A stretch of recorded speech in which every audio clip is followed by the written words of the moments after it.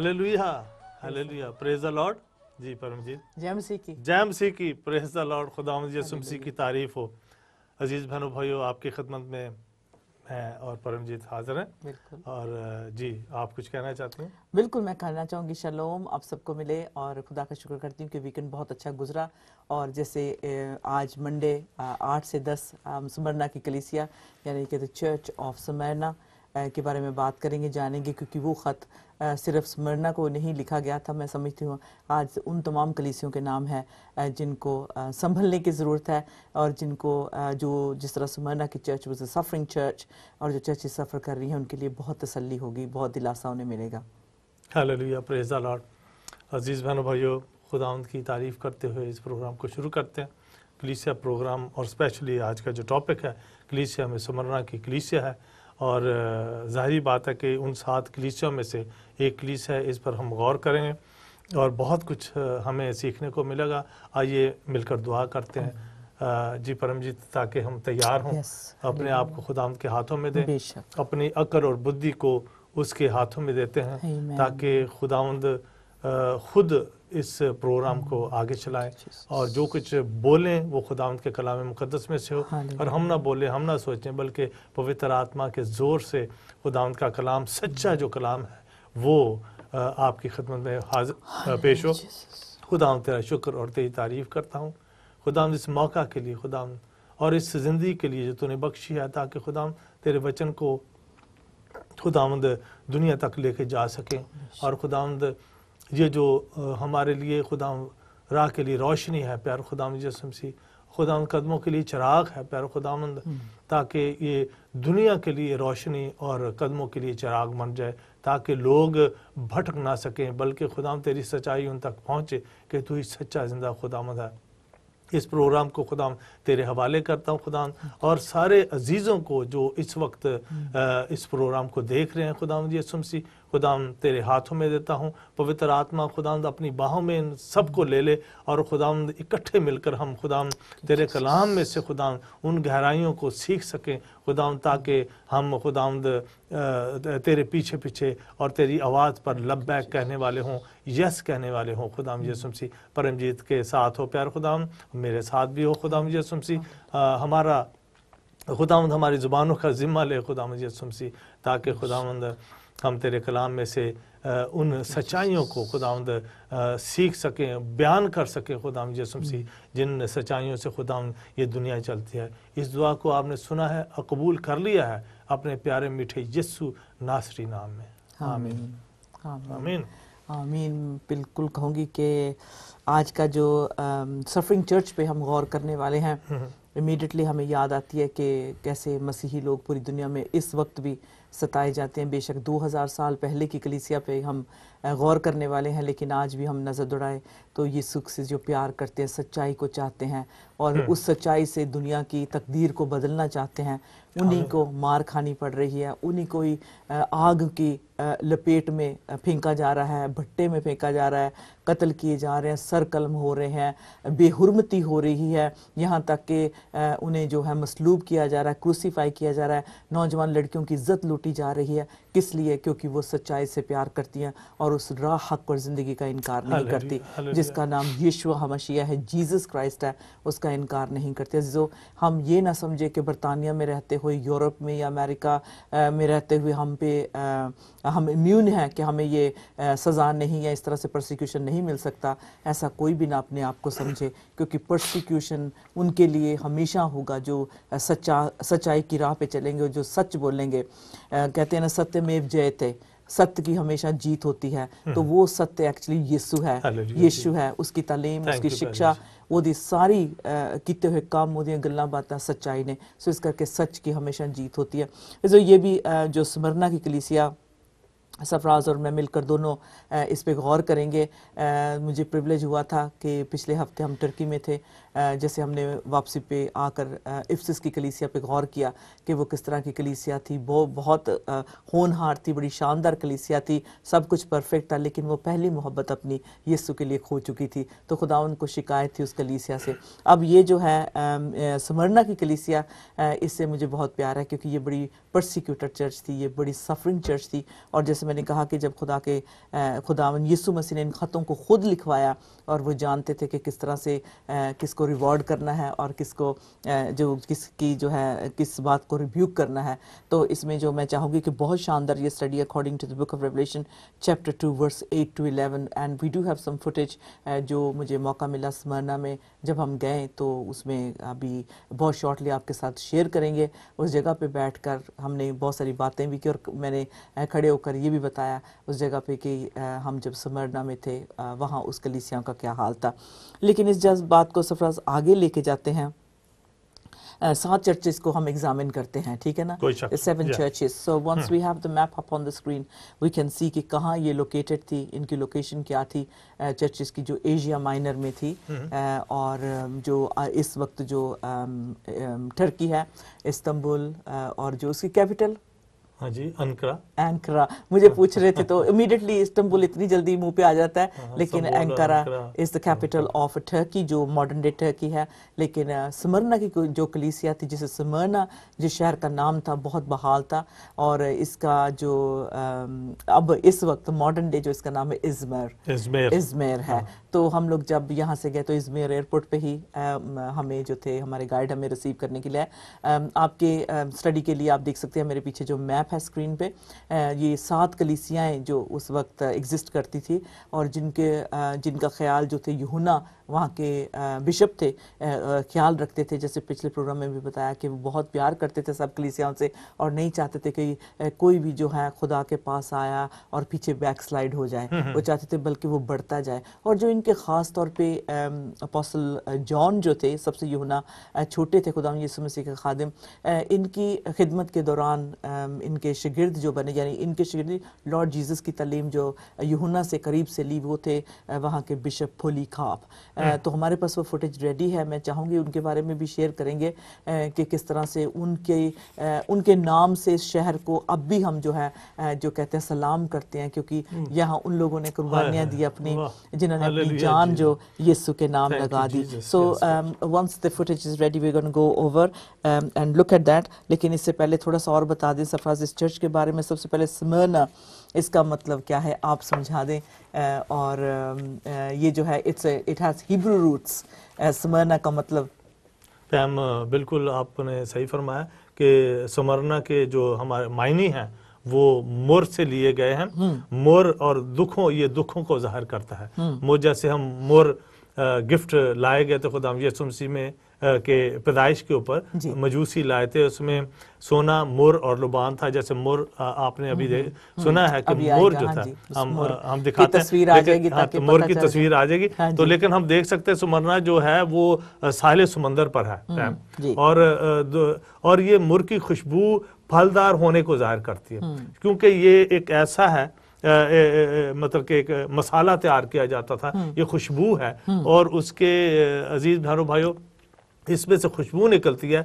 मुर बहुत सी जगहों में इस्तेमाल होता है। नंबर 1, मसीह की विलादत पर 3 मजूसियों ने परमजीत अजीज बहनों भाइयों मुर लेके आए थे और वो मुर का नजराना पेश किया खुदा यीशु मसीह को और उसकी मौत और दफन होने को जाहिर करता है, ठीक है ना। मुर से मकसद ये हो कि ये दुखों को जाहिर करता है, क्योंकि खुदा यीशु मसीह की पैदाइश पर जो मजूसी गिफ्ट लाए थे उनमें एक मुर भी था और उनकी खुदा यीशु मसीह जो मौत और दफन होने को जाहिर करता है। मरकज़ 15 बाब 23 आयत बताती है कि खुदा मसीह को सलीब पर मुर मिली हुई मै पीने के लिए पेश गई, यानी वो मुर जो था उसकी मै के अंदर मिलाकर दिया गया था ताकि वो पिए।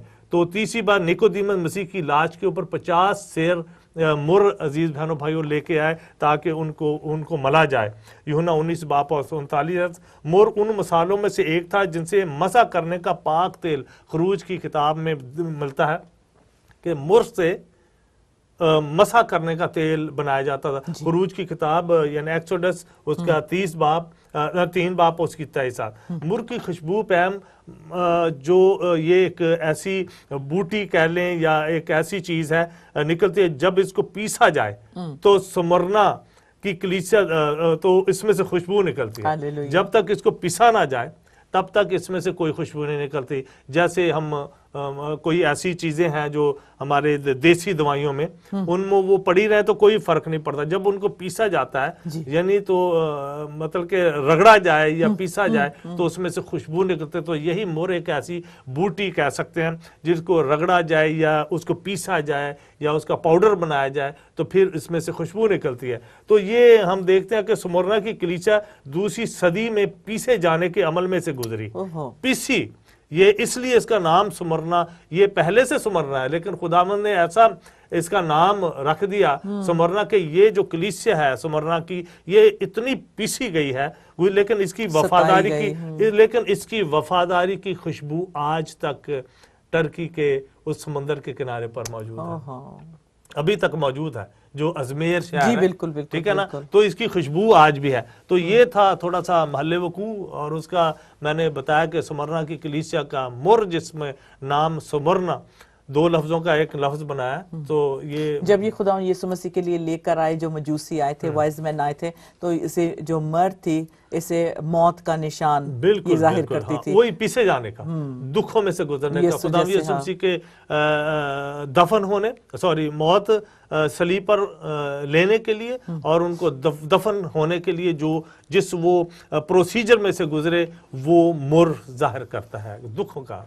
समा है। सही बात और है। ये खुदा यीशु मसीह को मुर मिली मैं, यानी वो एक अक्सर देखा गया कि जो कई चीजें पॉइजन टाइप कहते हैं, मतलब कि उससे बंदे को नशा हो जाता है, तो थोड़ी सी मिला के अगर उनको दी जाए तो वो नशा है। जैसे आज भी कई जहर ऐसे हैं, उनको इंजेक्ट किया जाता है दर्दें कम करने के लिए। इसी तरीके से ये जो मुर था उसको मैं में मिलाकर खुदा यीशु मसीह जब सलीब पर थे तो जो भी सलीब पर चढ़ाते थे जिनको, उनको मैं जो मुर के साथ मैं मिलाकर देते ताकि वो बेहोशी तारी हो जाए उन पर, और वो उस दुख को, जैसे वो कहते हैं लोकल एनेस्थेटिक, जैसे बिल्कुल आपने सही, तो उसको दुख को वो दर्द को कम करने के लिए, तो वो नशे की हालत में खून बहता जाता तो आहिस्ता आहिस्ता मौत वाक़या हो जाती। तो ये तरीका। लेकिन स्मरना की कलीसिया, इसका जो रूहानी मतलब ये क्या कि जब हम दुखों में से गुजरते हैं तो उसकी खुशबू जो है, मुर की खुशबू जब वो पिसती है तो फिर ही खुशबू आती है। जब तक जो कलीसिया है स्मरना की वो पिसी नहीं है, उसकी खुशबू नहीं निकली। और आज जो कलीसिया, 7 कलीसिया पे है, बहुत सारी कलीसिया, लेकिन ये स्पेशली खुदा यीशु मसीह ने 7 कलीसियाओं को चुना, और ये कलीसिया हमारे लिए वो पिलर्स हैं और वो निशान है जहां से हमारे वो कहते हैं ना माइलेज शुरू होता है, वो उसको वहां से शुरू होती कलीसिया, माइलस्टोन है, वहां से वो हमारी वो कलीसिया शुरू हुई है। तो ये 7 कलीसिया आज उनका असर जो है, उनकी खुशबू है स्मरना की, कि कई करोड़ों की तादाद में उनसे जो शागिर्द निकले होंगे, वहाँ से लोग खुदावंद के कलाम को सीखा होगा, आगे बढ़ते होंगे। तो ये चूंकि यूनान के साथ एक और भी सिटी था, इनके साथ ही ग्रीक था, तो ग्रीस में लोग जाना शुरू हो गए, तो यहाँ से कलीसियाएं निकल के ये फिर यूरोप की तरफ आई और एशिया की तरफ। जी बिल्कुल, क्योंकि उस वक्त जो यरूशलेम में बहुत ज़्यादा लड़ाई झगड़ा होने लगा था, बहुत सारे मसीहों को जो था सताया जा रहा था। वहाँ से निकल कर जब ये एशियन माइनर जो रोमन स्कैंडर था, रोमियो की हुकूमत थी, और वो बहुत फ़ख्र करते थे इस शहर पे, स्मरना पे। ये ऐसा कहते कि आज के दौर का जैसे पेरिस है, इस तरह से स्मरना की उस वक्त खूबसूरती होती। अगर स्मरना के लोगों को हम बताते कि आपका शहर कितना बहाल, कितना खूबसूरत है, किसी चीज़ की कमी नहीं, तो राइटर लिखते हैं कि उनका दिल जो था, मतलब उनके सीने के अंदर इतना बड़ा हो जाता कि वो फूले ना समाते, इतनी तारीफ अगर स्मरना की जाए। उस वक्त हिसाब से हम कह सकते हैं, जैसे न्यूयॉर्क कह सकते हैं, जैसे पेरिस कह सकते हैं, ये 2 बड़े बड़े शहर, या लंदन कह सकते हैं, जितने भी बड़े बड़े शहर हैं उनमें से ये शहर उस वक्त के हिसाब से रोमन जो गवर्नमेंट जो इसका था आर्किटेक्चर जो था, इसका जो मतलब आर्किटेक्ट जो वर्क, जिस तरीके से वो बिल्डिंग्स थी, जिस तरीके से इसको सजाया गया था, जिस तरह से ये पोर्ट इसके साथ लगता था समुंदर साहिल पे। तो hopefully you know I am gonna share some of this footage with our viewers today. तो ये सचमुच ये बड़ा फख्र करने वाला एक शहर था।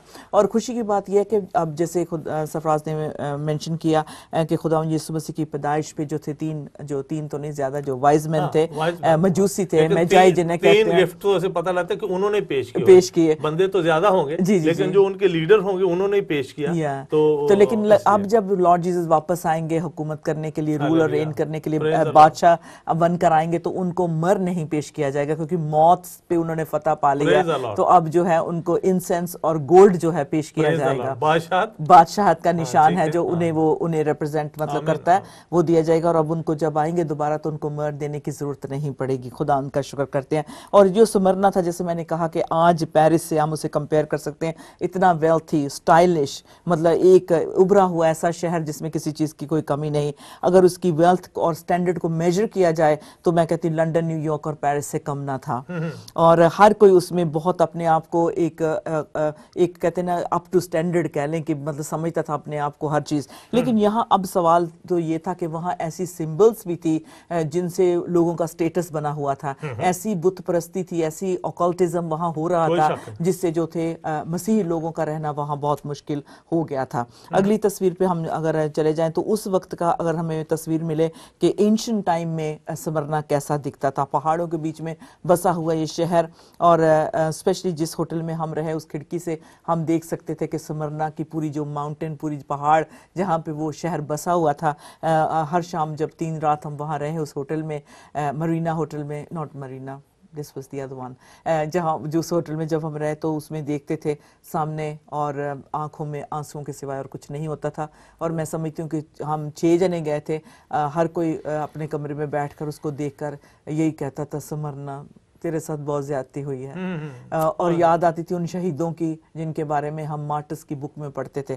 तो एक मार्टर ऐसे भी हुए जिन्होंने अपनी जान दी। थोड़ा सा आगे और पढ़ते हैं कि जब ये रोमन एम्पायर के वक्त में ये एक आज़ाद सिटी थी, सरफराज एक आज़ाद शहर था, और जो वहाँ के लोग रहने वाले थे रोमी हुकूमत के बहुत ताबेदार थे, बहुत लॉयल थे, वफादार बहुत थे वो लोग। और इंडीड जो स्मरना के सिटीजन्स थे उनकी अगर हिस्ट्री भी उनको देखे तो हमें यही बताती है कि वहाँ के जो सोल्जर्स थे सरफराज वो बहुत टफ थे और लोग उनके सामने बोल नहीं सकते थे। जो मतलब उनकी हुकूमत थी, जैसे देखा ही हमने रोमी हुकूमत कैसी थी, कितनी टफ थी। लेकिन इसके साथ ये भी था कि स्मरना के लोग इतने अच्छे थे कि जब रोमी हुकूमत दूसरे मुल्कों से लड़ने के लिए जाते, सरहद पे होते, तो स्मरना के लोग अपने विंटर्स वाले सर्दियों के दिनों में फौजियों के लिए अपने सर्दियों के कपड़े उनके लिए भेज देते। हाँ जी, ये एक उनमें बहुत खासियत थी कि दूसरों का बहुत ख्याल रखते थे। तो बेशक वो उनकी हर बात से तो नहीं एग्री करते थे, लेकिन लिखा है कि स्मरना के लोग उन ट्रूप्स के लिए जो फ्रंट लाइन पे फाइट करते थे उनके लिए अपने सर्दियों के कपड़े भी भेज देते। यहाँ तक उनकी लॉयल्टी और वफादारी थी। लेकिन इसके साथ साथ ये रोमी शहर स्मरना का बुतों से भरा हुआ था। हमारे पास कुछ होंगी, ये देखें, ये एंशिएंट टाइम उस वक्त कैसा स्मरना लगता होगा। और इसके बाद आप जब देखेंगे कि कितना ये बदल गया और कितना ये सिविलाइज्ड तो था ही, लेकिन अब इस पे बहुत ज्यादा मतलब काम हुआ है और बड़ा खूबसूरत बन गया, ज्यादा मॉडर्न। जी बिल्कुल। And this was the ancient city of स्मरना आपके सामने जो है। तो देख सकते हैं पहाड़ों के बीच में बसा हुआ था। अब यहाँ बुत परस्ती भी कोई कम नहीं थी, अरूज पे थी, बड़े बड़े बुत थे, जगह जगह उनके टेम्पल्स बने हुए थे। और जो पेगस, माउंट पेगस जो है वहाँ का जो पहाड़ मशहूर है, जब आप अंदर दाखिल होते हैं तो दूर से ही इस पे जूस का जो मंदिर था, बुत था, वो बना हुआ नजर आता। जूस जो ग्रीक यूनानियों का खुदा था, और उसके जो वो कहते हैं कि he was the father of their gods with small g, मतलब जूस जो था उनका के मतलब सरदार था, बड़ा था, खुदाउंदा का खुदाउन के लिए था, बुत था उनका। और इसके साथ जो इनकी एक ऐसी गली गुजरती थी जिसको गोल्डन स्ट्रीट कहते थे, उस पे अपोलो की श्राइन बनी होती थी। अपोलो जैसे शटल का नाम भी अपोलो रखा है, जिसे उड़ाया गया है, ठीक है। तो हमारे पास एक दो बुत भी हैं। ये देखें खूबसूरत city. Thank you Nipo, I appreciate. Full screen पे जरा अपने व्यूअर्स को दर्शन करा दें, दीदार करा दें कि कितनी खूबसूरत ये अब इस वक्त, this is exactly how it looks. Have a look, देखें, ब्यूटीफुल। वो एंशिएंट सिटी जो थी छोटी सी थी, जो बीच में आप देख रहे हैं खाली जगह, ये स्मरना इतना ही था तब। जो बीच में ग्रीन खाली नजर आ रहा है ना आपको, ये एक्चुअली स्मरना था शहर, वो जो जहाँ मसीहों को जो था टॉर्चर किया जाता था, सताया जाता था। और पोलीकार्प ने भी अपनी वहाँ जान दी। तो अब ये पहाड़ जिस पे मैं बात कर रही हूँ, अगर उस पे खड़े होकर हम तस्वीर लें तो ये तस्वीर है, और मिडिल में जो है वो एक्चुअली स्मरना एंशिएंट सिटी, अभी तक उसकी रूइंस है। And shortly we are going to go into the city. जहाँ आपको ग्रीन नजर आ रहा है अजीज भाइयों, ये स्मरना की यहाँ कलीसिया कायम थी। अब चारों तरफ काफी बिल्डिंग्स बन गए हैं और समंदर का किनारा है और बड़ी दुनिया चारों तरफ से यहाँ विजिट करने जाती है। और साहिल पे आप जा सकते हैं, बीच पे जा सकते हैं, बहुत ज्यादा मतलब रेस्टोरेंट्स बने हुए हैं, आपको वो भी दिखाएंगे और बहुत कुछ है। There is lot to see in Smyrna. लेकिन being a believer in Jesus Christ, हम खुदावंद की सफरिंग में शामिल होते हुए आगे बढ़ेंगे कि जो यहाँ बुत परस्ती होती थी उसकी वजह से मसीहों का जीना बहुत मुश्किल हो गया था।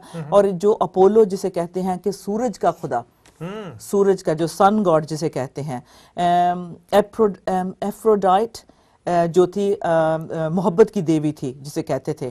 फिर एक और है इस तरह से, ये एक दवाई की, अच्छा, द गॉडेस ऑफ मेडिसन। अच्छा। हाँ जी, ये भी थी, SQ लैपियस ऐसे उसका नाम था। अच्छा, फिर इसके बाद जो आजकल जो देख सकते हैं हमारे नौजवान हैं, नामों से बहुत खुश होते हैं। कई बार बच्चों से पूछा जाए भी आपका बेटा होगा, आपने क्या नाम रखना है, वो क्रिश्चियन हमारे बच्चे भी कहते हैं मैं जूस रखूंगा।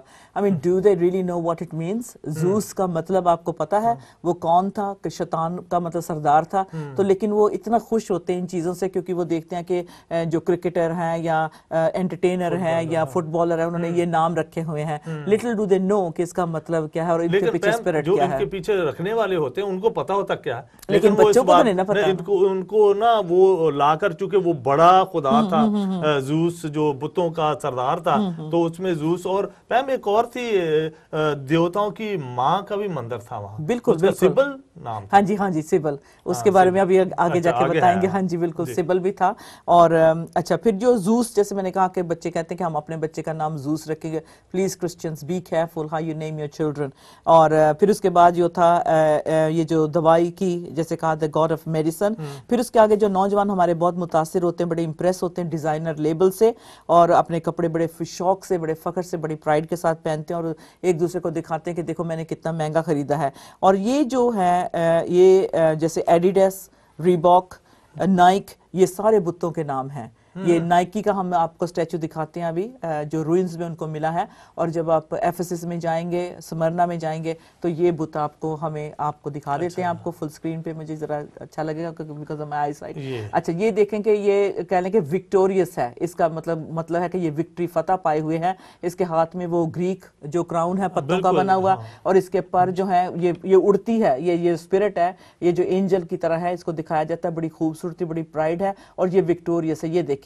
और इसके हाथ और में, इसी से ये जो हम ओलंपिक करते हैं, बिल्कुल रीत जो है इसके हाथ में तो पकड़ी इसके है। जो ताज होता है, असल में ओलंपिक्स यहाँ से शुरू हुई से, और ये जो ताज पकड़ा गया, जो सॉरी पकड़ा हुआ है इसने, और वो जो जीतने वाले थे उनको पहनाया जाता था। और आज भी ऐसे ही हो। और जो यंग नौजवान स्मरना के रहने वाले नौजवान थे, उनको इस देवी के बारे में पता था क्योंकि इसकी पूजा होती थी, इसके मंदिर थे, इसका बुत था। तो रीबॉक जो सॉरी ये जो नाइकी जो है, जो निशान है फतह का निशान, यानी कि मॉडर्न फैशन है आजकल, मतलब आजकल क्या, और ये एक्चुअली नाइकी जो थी ये विक्ट्री, और ये अपने जो परों पे जो थी कहते वेल्थ, एक रीत उसके हाथ में पकड़ी होती थी, और पाम ऑफ विक्ट्री जो इसके हाथ में है, इसने पकड़ा हुआ है। खजूर की एक टहनी इसके हाथ में होती थी। और ये जो चीजें थी मतलब हम देख सकते हैं एंशिएंट गॉडेसेस की हैं, ये उन मूर्तियों की है या उन देवियों की है जो पुराने जमाने में बुत परस्ती होती थी, यानी कि मंदिरों में इनके मंदिर होते थे। तो स्मरना में भी इनके मंदिर थे, जगह जगह इनकी मूर्तियां लगी हुई थी।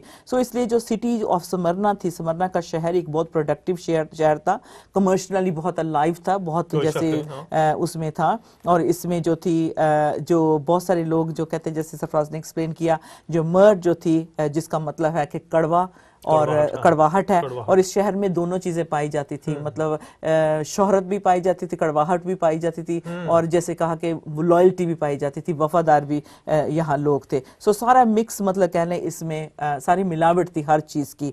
और यहाँ तक कि जब कलीसियाएं सफोकेट और सफर करने लगी, यानी कि उनके लिए मुश्किल हो गया अपने फेथ को प्रैक्टिस करना, तो वो जो चर्च ऑफ स्मरना जो थी वो मुसीबत में पड़ गई और बहुत ज़्यादा उसने मुसीबत उठाई, परसिक्यूशन उठाना पड़ा, और उस पर भी हम थोड़ा सा गौर करेंगे। हर क्रिसमस पे हम याद करते हैं, जब हम तोहफों की बात करते हैं, कि जब यीशु बालक थे, छोटे बच्चे थे, तो उनके लिए जो तोहफे लाए गए, फ्रैंकिनसेंस, मर और गोल्ड, 3 चीज़ें लेकर आए। लेकिन जैसे हमने इसको ऑलरेडी एक्सप्लेन कर दिया है कि जो हमारा निजात दहिंदा, मुक्तिदाता, हमें बचाने वाला था, वो he was a man of sorrows, वो दुखों से भरा हुआ यीशुआ था। उसके अंदर में इतना दुख था, इतना गम था कि कभी आज तक किसी के अंदर ना होगा जितना, that he was actually called a man of sorrows, कि गमों से भरा हुआ शख्स, मतलब जो लॉर्ड जीसस थे। तो इसी तरह क्रॉस पे भी, जब जैसे सरफराज ने बताया कि उन्हें जब ऑफर की गई drink, according to Mark chapter 15 verse 23 में आप पढ़ सकते हैं। और उसके बाद जब उनकी खुदा यीशु मसीह जब अपनी रूह खुदा के हवाले कर चुके, तो जब उनके बदन को भी जो था बाम लगाया गया, तो उसको भी जो था मिक्स किया गया मर के साथ। इसकी रेफरेंस है यूहन्ना रसूल की अंजील, उसका 19 चैप्टर वर्स 39। और जब खुदावन यीशु मसीह की, यानी कि at his birth, death and burial, ये तीनों चीज़ें जो है, मर तीनों वक्त जो है हमें इस्तेमाल होती हैं। और फिर जैसे हमने बताया कि वो खुद खुदावन जी फिर से वापस लौटने वाले हैं। यसाया नबी का सहीफा, उसकी 60 चैप्टर और वर्स 6 में हम पढ़ सकते हैं। ये हमारी जर्नी शुरू हो गई। अगर if I just stop here a little while, this will give the taste of Smyrna, कि वहाँ हमारे जो गाइड हमें बता रहे हैं, जी वो रेडी टू लिसन, थोड़ा सा हम सुनेंगे, इसके बाद हम जरा करते हैं, so that our viewers get the taste of.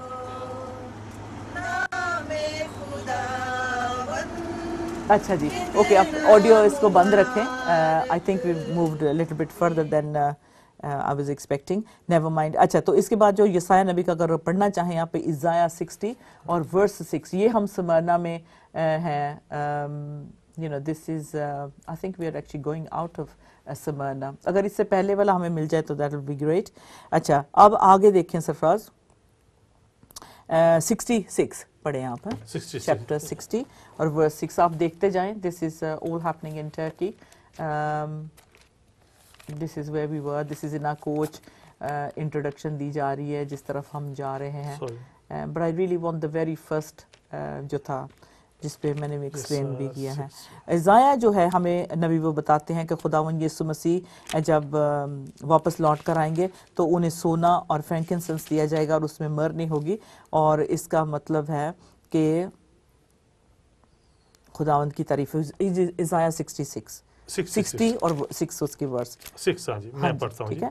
हाँ जी, यहाँ यूं मरकूम है, ऊंटों की कितारें और मदियान और ऐफा की सांडनियां आकर तेरे गिर्द बेशुमार होंगी। वो सब सबा से आएंगे और सोना और लुबान लाएंगे और खुदावंद की हमद का ऐलान करेंगे। केदार की सब भेड़ें तेरे पास जमा होंगी, नबायूत के मेंढे तेरी खिदमत में हाजिर होंगे। वो मेरे मज़बा पर मकबूल होंगे और मैं अपनी शौकत के घर का जलाल बख्शूंगा। ये कौन है जो बादल की तरह उड़े चले आते हैं और जैसे कबूतर अपनी काबुक की तरफ। यकीनन जजीरे मेरी राह देखेंगे और तरसीस के जहाज़ पहले आएंगे कि तेरे बेटियों को उनकी चांदी और उनके सोने समेत दूर से खुदावन तेरे खुदा इसराइल के कदूस के नाम के लिए लाएं, क्योंकि उसने तुझे बुजुर्गी बख्शी है। और बेगानों के बेटे तेरी दीवारें बनाएंगे और उनके बादशाह तेरी खिदमत गुजारी करेंगे। अगरचे मैंने अपने कहर से तुझे मारा, पर अपनी मेहरबानी से मैं तुझ पर रहम करूंगा। मैं 10 आयत तक मैंने पढ़ा। जी बिल्कुल, बहुत बहुत शुक्रिया। और अगर हम चलें the book of Revelation chapter 2 verse 8 से हम लेते हैं, क्योंकि अब हमने बैकग्राउंड हमारे पता चल गया कि स्मरना की क्या थी, और इसको आगे एड्रेस करते हुए देखते हैं कि खुदा जी ने कैसे उन मुकद्दसों के नाम यानी कि ये ख़त लिखवाया। और सब जितने भी मतलब राइटर हैं, ये बाइबल स्कॉलर्स हैं, टीचर हैं, वो कहते हैं कि ये सिर्फ उस वक्त उन कलीसियाओं को नहीं बल्कि आज की कलीसिया को भी ये है पढ़ने की जरूरत है, और सेम मैसेज उनके लिए। तो शall we read the book of Revelation chapter 2 verse मुकाशफा की किताब में से 8 पढ़ते हैं पहले। चैप्टर 2 और वर्स हम 8 पढ़ते हैं। यहाँ स्मरना की कलीसिया को पैगाम का जो हवाला दिया गया है, और स्मरना की कलीसिया के फरिश्ता को ये लिख के जो अव्वल व आखिर है, और जो मर गया था और जिंदा हुआ वो ये फरमाता है कि मैं तेरी मुसीबत और गरीबी को जानता हूँ मगर तू दौलतमंद है। अच्छा, सिर्फ 8 पढ़ेंगे है ना? 8 Just है, read ठीक है here, जी। yeah. जो अव्वल और आखिर है और जो मर गया था और जिंदा हुआ वो ये फरमाता है कि मैं That's right. हाँ, बस Okay, so let's अव्वल और आखिर। yeah, just look at that first है ना, फिर आगे हम बढ़ेंगे क्योंकि खुदावंद यीशु मसीह ने अपने शागिर्द यानी कि यूहन्ना से बड़ी बुजुर्ग वो उम्र थी, मतलब बुजुर्ग हो गए थे जब खुदावंद जी ने ये खत पैटमस के आइलैंड पे यूहन्ना को दिया लिखने के लिए कहा। तो खुदावंद के खादिम ने जो था, जो जैसे हमने बताया कि वो बहुत देर तक, कितने घंटों तक वो ट्रांस में चले जाते, अपनी उनका होश नहीं रहता और जो वो देखते और जो उनको बताया जाता वही वो बोलते जाते और जो आगे लिखने वाला होता उसे लिखता जाता। तो लिखा है कि खुदावंद यहाँ अपने आप को पहला और आखिर कहता है और कहता है कि जो मर गया था अब वो जिंदा है। और ये देख सकते हैं कि लॉर्ड जो है इट्स नॉट कि उनके पास रीजन नहीं है इस बात को वो कर रहे हैं, there is a reason why he is saying this thing, अपने आप को मतलब इंट्रोड्यूस करा रहे हैं, अपने आप को बता रहे हैं, there is a reason for this, क्योंकि वो खुदावंद चाहते हैं कि जो कोई भी मतलब कहते हैं कि रास्ते से ना उतर जाए, है ना, कि ईमान पे जो है पक्का वो बना रहे। तो खुदावंद यीशु मसीह ने कहा सबसे पहले जो स्मरनन के बशिंदे हैं उनको ऑलरेडी मेंशन कर दिया कि write to the church of Smyrna. तो ये स्मरना खास मतलब 7 कलीसियाओं में से एक कलीसिया जो दूसरे नंबर पे आती है उसको कहा। और क्योंकि वहाँ बहुत सारे बुतों की पूजा होती थी और क्योंकि वहाँ बहुत सारे देवी देवतियां थे जिनको ऑनर करते थे और ये अरूज पे प्रैक्टिस होती थी, तो इसलिए मसीही जो लोग थे उनके लिए बहुत मुश्किल था। वहाँ की एक जो और देवी थी जिसका नाम था सिबल, जिसने आप कहा सिबल जो थी वो नेचर और कहते फर्टिलिटी की देवी थी, यानी कि जिसको जो कहते थे कि ये औलाद देती है, फर्टिलिटी की देवी है, तो उसकी भी पूजा होती थी। और देवताओं की माँ, वो माँ थी, वो she was the great mother of the gods. ये झूठे गॉड्स थे, उनकी माँ थी बुतों की, छोटे जी वाले गॉड। हाँ, छोटे जी वाले गॉड। ये जो सिबल थी ये उनकी क्या कहते हैं गॉडेस थी और ये फर्टिलिटी के लिए जानी जाती थी। तो इसलिए जो बहुत लोग दूर दूर से आते हैं क्योंकि पहाड़ों के बीच में ये बसा हुआ शहर, और इसको जो था इसका जब देखते तो हर जगह इसकी बनी होती तस्वीरें बनी होती, तस्वीरों पे सड़क पे कहते दीवारें जो होती हैं साइड पे बनी होती, फिर इसके जो बुत थे बिकते भी थे और बने भी होते, बड़ा बहाल था शहर, लोग जो थे इसकी पूजा इतनी करते थे। तो और ये उसको ये भी कहा जाता था कि ये स्मरना की हिफाजत करती है, गार्डियन है ना, she is a guardian goddess of स्मरना। और इस तरह से जो उसकी कहते थे कि ये मर गई थी, मर के ये हर साल जिंदा होती है, इसके लिए ये भी कहा जाता था सिबल के लिए कि ये जो ऐसी देवी थी कि जो हर विंटर में जो थी ये इसकी डेथ हो जाती थी और फिर स्प्रिंग के टाइम ये रेजरेक्ट होती थी। लेकिन हालांकि जो आप कह सकते हैं जो मौसम की देवी, मौसम की देवी, हाँ, नेचर की कह सकते हैं, हाँ जी, वो सर्दियों में छुप जाते होंगे, सर्दियों में वो मर जाती उसको कहते, और ये स्प्रिंग के टाइम ये फिर से जो थी ये जी उठती। तो इस तरह से जो सीजन जैसे आपने कहा जो बहुत सारे खोजे होते, जैसे खुसरे जिन्होंने पंजाबी विच कहने, वो इन मंदिरों में जो थे पूजा पाठ का काम करते ज्यादा, मतलब कि उनके जो हम समझ सकते हैं उनको सुपरवाइजर टाइप की इनको ड्यूटियां दी उनकी जाती ड्यूटी होती कि हर सीजन पे तैयारी करनी और सेलिब्रेशन इसकी होनी। तो इसकी जो रिचुअल्स होती, जो भी वो काम वगैरह करना होता, तो वो इससे जो करते, उसमें बहुत क्रेजी किस्म का म्यूजिक बजाया जाता, जिसमें वजद में लोग आ जाते, एक क्रेजी किस्म का म्यूजिक होता, उसमें फ्लूट, ड्रम्स और सिंबल्स, हर तरह का मतलब शोर शराबा, हाँ, जैसे कहते हैं बदरुओं का चीख चहाड़ा से ही निकालना, उस किस्म का जो था माहौल यहाँ बनाया जाता। हाँ जी, ये जो देवी थी दिस इज सिबल, जिसकी तस्वीर हमारे सामने है, और ये थी great mother of the gods, सारे दी मां सी।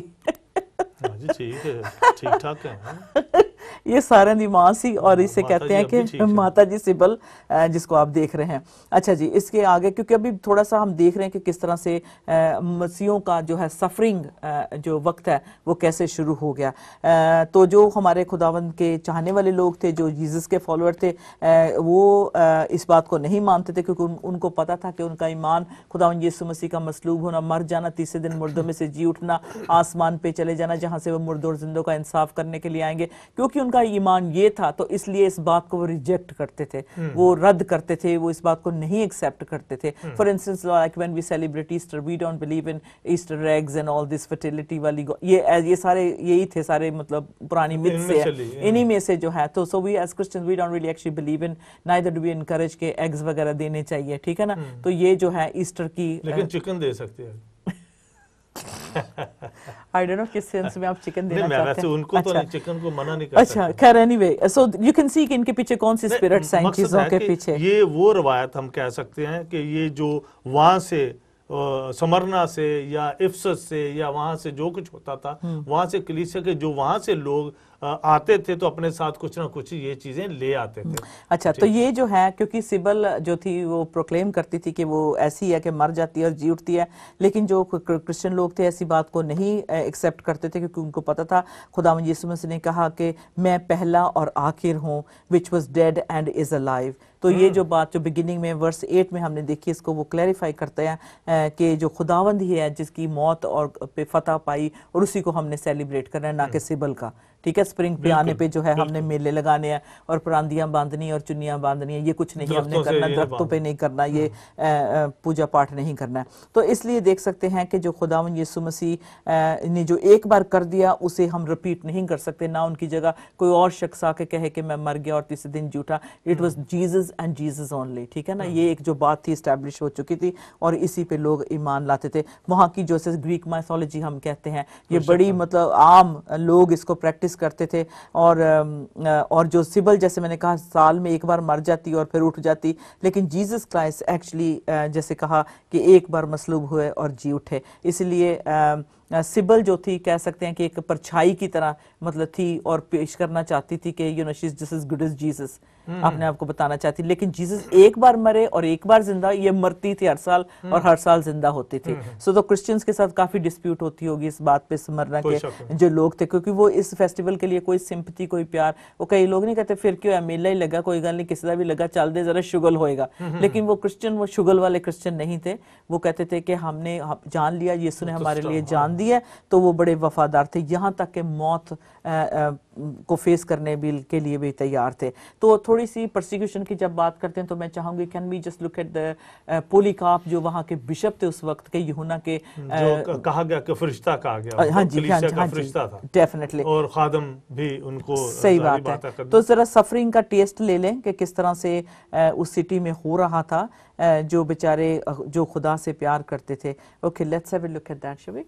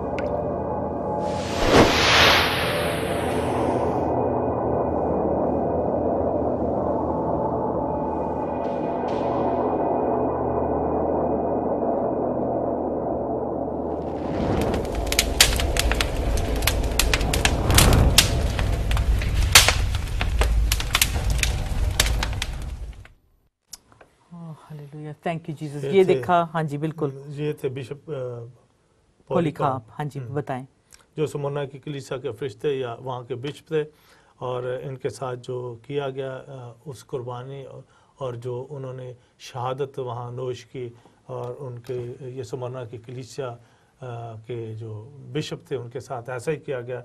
उनको बांध कर उनको उनके चारों तरफ आग लगा दी गई, बेशक आग उनको छू ना सकी। फिर उन्होंने कहा कि तलवार से उनको शहीद किया गया, और फिर उनका खून बहा, जो आज भी हम खून रंग लाया, और यकीनन वो कलीसिया उसका असर आज भी पूरी दुनिया में मौजूद है। आमीन। इनकी सज़ा इसलिए थी कि ये खुदा के बहुत वफादार खादिम थे, और उस वक्त जो था बहुत सारे लोग जो थे मसीहत में शामिल हो रहे थे, शरीक हो रहे थे, लोग तौबा कर रहे थे, और ख़ास तौर पर स्मरना के रहने वाले नॉन क्रिश्चियन जो लोग थे उनमें जो थी बेदारी आ चुकी थी, और बड़ी तादाद में जो थी चर्चेस भरने लगी थी।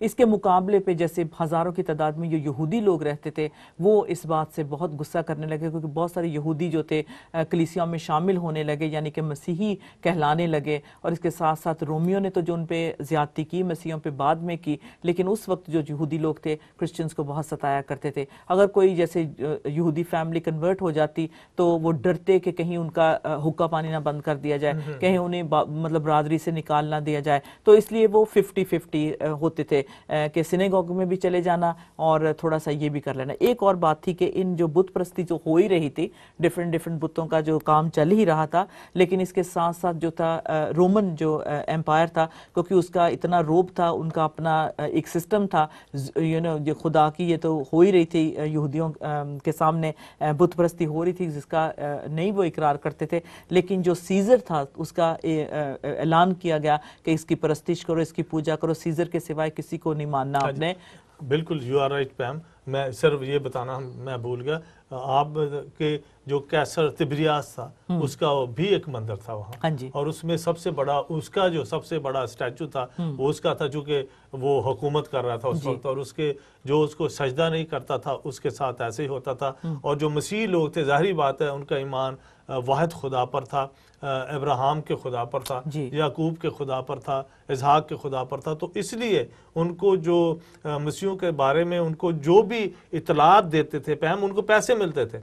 इतने दुख थे कि जो वहाँ के यहूदी लोग थे वो मसीहों के उनको रोमन को बताते थे, उनकी जो गवर्नमेंट थी उनको बताते थे कि ये वो लोग हैं जो फितना डालते हैं। अंडरस्टैंड कि वो तो गरीब लोग उनको कहा गया, लेकिन वो छुपते छुपाते, ना लड़ाई ना झगड़ा, अपने फेथ को संभाल के रखते, या हिडन रहकर वो खुदावंद की पूजा करते, जो खुदा एक खुदा है। तो उसको वो, लेकिन फिर भी कहीं से उनको जब इत्तला पहुंचती तो जो यहूदी लोग थे या वहाँ के जो लोग थे जो तिब्रियास कैसर की वो पूजा करते थे, उनको पता लग जाता, वो फिर इनको फंसाने के लिए उनको पैसे मिलते थे कि उनको फिर उनके साथ जारी बात है बहुत सी ज्यादती होती थी। और इसलिए बहुत सारे मतलब के हवाले दिए गए कि अजियत और तकलीफ के दौरान उनका माल छीन लिया जाता था। फिर उनको गरीब, इसलिए खुदा ने कहा कि तुम गरीब है ना, गरीब में तुम अमीर हो जी। जब कैसर की इबादत करने के लिए सारे शहर को तैयार किया जाता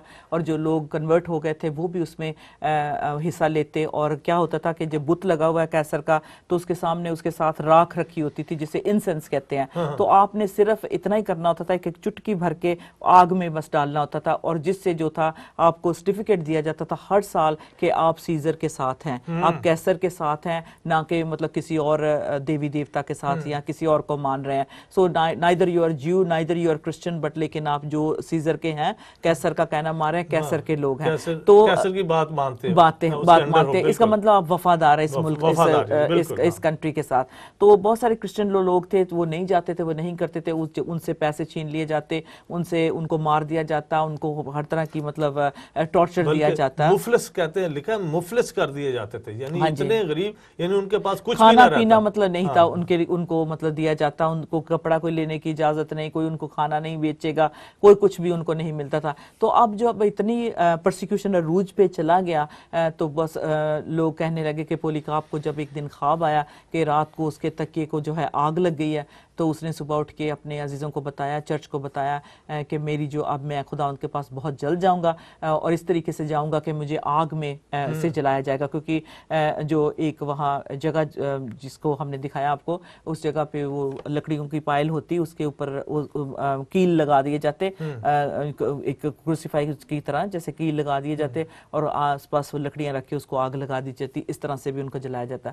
तो पोलीकाप ने जब इन्होंने बता दिया अपनी कलीसिया को, तो सबने मतलब दुआ वगैरह की, ठीक है। तो उस वक्त जो था सब कहने लगे भी अपना इनकार कर दे यीशु से, और इतना ही है कि एक चुटकी भर के तूने राख की डालनी, आग में तेरा क्या जाएगा, कर ले। और बहुत सारे ऐसे क्रिश्चियन कॉम्प्रोमाइज कर रहे थे, जिसकी वजह से वो दुख नहीं उठाना चाहते थे, बच्चों के स्कूल में उनकी एडमिशन ना हो, ये नहीं वो चाहते थे कि उनकी पढ़ाई से रह जाए, मतलब हर तरह की मजबूरी उनके लिए सामने उनको पेश आनी थी। लेकिन पोलीकार्प ने कहा कि जब उन्हें पकड़ने के लिए रोमी सिपाही आए तो उन्होंने कहा कि हम तुझे लेने के लिए आए। उन्होंने कहा आप क्या खाना चाहेंगे, मैं पहले आपको कुछ खाने के लिए देता हूँ। तो उन्होंने उन सिपाहियों को खाने के लिए दिया, खाना वाना दिया। जब खा रहे तो उसके बाद उन्होंने कहा कि मुझे आप खाना खाओ और मुझे सिर्फ 1 घंटा दो, मैं दुआ करूँ, उसके बाद आप जो चाहे मेरे साथ कर सकते हैं। तो जब सिपाही खाना खा रहे थे तो पोलीकार्प ने इतनी पैशनेटली दुआ की, इतने रो रो के उन्होंने दुआ की, इतनी खूबसूरत दुआ की, तो रोमी जो सोल्जर थे वो रोने लगे और कहने लगे हम ऐसी रोशनी को क्यों मिटाना चाहते हैं, ऐसे हमारे शहर में इतना अच्छा शख्स है, हम उसे क्यों मारना चाहते हैं, यू नो इट्स यूजलेस कि इतनी अच्छी जिंदगी को हम जाया करने जा रहे हैं। तो उसके बाद उन्होंने अपने आप को रोमी सिपाहियों के हवाले किया। जब उनको लेकर आए तो इस जगह पे उनको रख लिया गया। This is the exactly place where we are now actually. ये वो जगह है जहां उनको बांध दिया गया। उनको कहा कि कील मुझे नहीं लगाए, मुझे बांध दे, मैं हटूंगा, क्योंकि जब आग की गर्मी जो गरमाइश होती तो लोग भागते, जिनको अगर ना कील लगाए होते तो वो आग से निकलने की कोशिश करते, because the fire would be so, इतनी हीट होती। तो लेकिन उसके बाद उसने क्या किया कि कहा कि नहीं मुझे सिर्फ हाथ पीछे बांध दो। तो उन्होंने हाथ बांध दिए और आग लगाई। जब आग जलाई तो खुदा ने ऊपर से एक ठंडी आंधी भेजी, हवा भेजी, जिसकी वजह से वो कूल हो गया, you know he was feeling cool. और उसने कहा कि मेरे हाथ बांध दो, मैं प्रॉमिस करता मैं नहीं भागूंगा, I will face this fire, because he knew Jesus ने।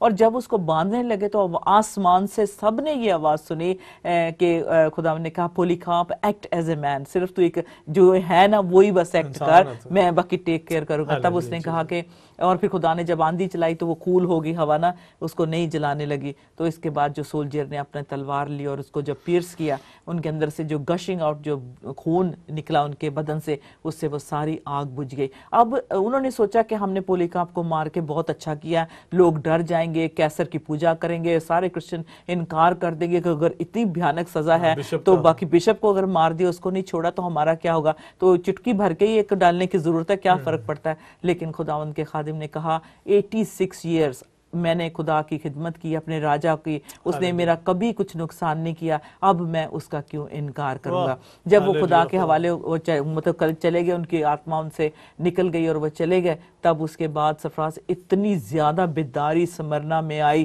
कि लोग के, मैं कहती हूँ कि गिनने, even though there was like millions of people were martyred, millions of Christians को मारा गया था, लेकिन सबसे बड़ी तादाद जो थी मारी गई थी स्मरना में। लेकिन वो कहते हैं लेकिन इतनी तेजी से मसीहत फैली कि दूर दूर तक, मतलब डबल ट्रिपल फिगर्स होगी विद इन डेज बिशप के जाने के बाद। तो अब this is another church. We're just jumping churches today. Pergamon की, इसको हम next time cover करेंगे, but it's okay, doesn't matter, let it run.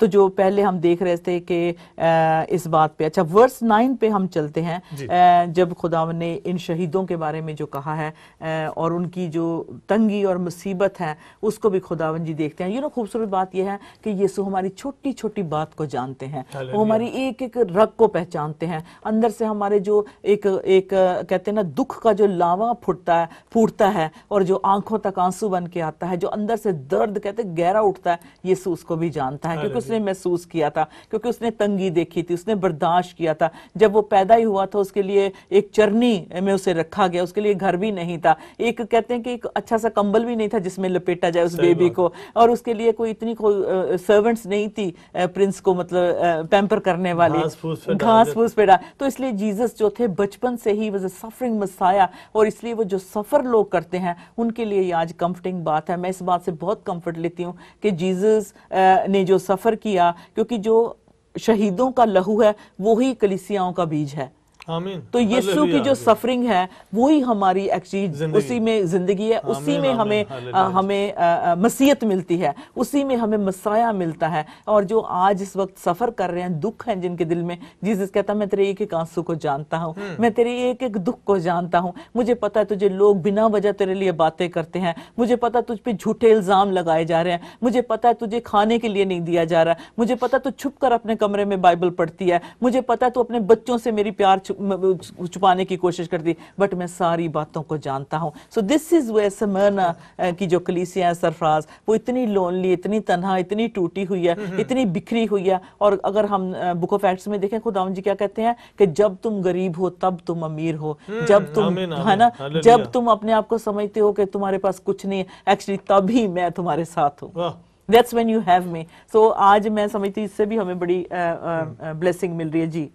हाँ जी पैम, बिल्कुल आपने बड़ी बड़ी गहरी बात की है कि जब तुम गरीब हो तभी तुम अमीर हो। सही बात जब है। हम गरीब होते हैं, चाहे दुख में से गुजरें या किसी वजह से भी, लेकिन जो खुदा का काम है ये दुखों में से गुजरने का एक तरीका और तजर्बा है। बिल्कुल, ठीक है ना। इसीलिए खुदावंद जी ने कहा मैं जानता हूँ, आई नो। लॉर्ड जीसस ने जब इस बात को करें, उन्होंने कहा कि नौवे आई नो, जीसस कहते हैं कि मैं सारी बातों को जानता हूँ। और वो इस बात पे एम्फेसिस इसलिए कर रहे हैं इस पैसेज पे, ये पैसेज बाकी कलीसियाओं को जो खत लिखेगा उससे डिफरेंट है सरफराज, क्योंकि इसमें कहते हैं खुदावंद जी आई नो। अब जब पढ़ेंगे तो देखेंगे, कंपेयर कर सकते हैं, क्योंकि खुदावंद ने संतों की जो थी, सेंट्स वहां के थे, उनकी सफरिंग को देखा था, स्मरना, इसलिए वो कंपेयर करते थे कि एफेसिस के जो है कलीसिया एफेसिस के है, उसके काम खाली है, उसमें दम नहीं है, उसमें मोहब्बत नहीं है यीशु की, एक ड्यूटी की तरह। जैसे एक पास्टर को ड्यूटी लगा दी, फिर 10,000 पाउंड या 20,000 तुझे पाउंड साल के मिलेंगे, तूने ये ड्यूटी करनी। इस किस्म के वो पास्टर थे, ना कि जो अपनी जान को देने वाले, ना कि रातों को जाग जाग कर मतलब बीमारों के साथ रहने वाले, कि एक अगर माइल चलना है तो वो 2 माइल उसके साथ चल रहे हैं, वो नहीं थे। ये वो पास्टर्स थे, ये वो खिदमतगार थे जो सिर्फ पेट की खातर नहीं, कह लेकिन नाम की खातर करते थे कि मैं फलाने मिशन का बंदा हूं और मेरे इतने पैसे हैं, मुझे घर दिया गया है। ये लोग जो थे किसी देवर जस्ट कहने के अपॉइंट किए गए थे, काम के एज ए नौकरी कर रहे थे। लेकिन यहाँ जो खुदावंद जी कहते हैं कि मैं जानता हूं, क्योंकि आई नो कि तेरी जो तंगी है, तेरी जो मुसीबत है, जो तेरी गरीबी है। कहते हैं कि ये स्मरना के जो लोग थे, वो कहते हैं इस तरह से उनको आदत हो गई थी, जैसे एक मदर एक्सपेक्ट कर रही होती बेबी, उसको पता 9 मंथ्स के बाद इसकी डिलीवरी होनी है, तो कहते हैं कि मुझे पता है कि तू प्रेग्नेंट है विद सोरोज एंड पेन्स, तेरे अंदर इतनी, कहते हैं जो भूखा होता है और रात को जब सोता है तो दर्द उसके अंदर इतनी पेट में होती है, सुबह उठता है उससे वो उतनी ही दर्द होती है, कम नहीं होती, क्योंकि उसको खाने के लिए कुछ नहीं मिलता।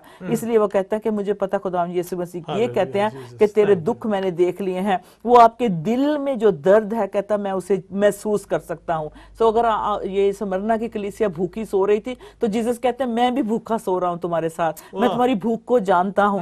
तो इसलिए खुदावंद का दिल जो था, हर उनकी दर्द से जैसे कड़ी से कड़ी मिली होती, जैसे डॉक्टर की पेशेंट के साथ उस पर वो नजर रखता है, अपनी जान दे देता है, इसी तरह से हमारा अच्छा चरवाहा यीशु भेड़ों के लिए अपनी जान दे देता है, और उसने जान देकर दिखाया। इसलिए उसने कहा, इसलिए तो इब्ने दाऊद कहलाया, इसलिए तो इब्ने मरियम कहलाया, क्योंकि वो इंसान बनकर जिया था। और यूहन्ना ने सारी बातें देखी थी जीसस के साथ। वो जब यीशु से कहने लगे शागिर्द भी आपने यहाँ रहना है, खुदावंद जी हमें भी बताओ, हम भी आपके साथ रहेंगे, तो यीशु ने कहा इब्ने आदम के लिए सर छुपाने के लिए जगह नहीं, लोमड़ियों के भट्ट है, मेरे लिए तो सर छुपाने की भी जगह नहीं। तो इस बात को लेकर वो कहते हैं कि मैं जब था इजराइल में, यरूशलेम में पैदा हुआ था, तब से ही मैंने सफरिंग देखी थी। मुझे कोई नहाने नहीं आया या मुझे कोई तैयार करने के लिए नहीं आया, you know, and I went through so much suffering.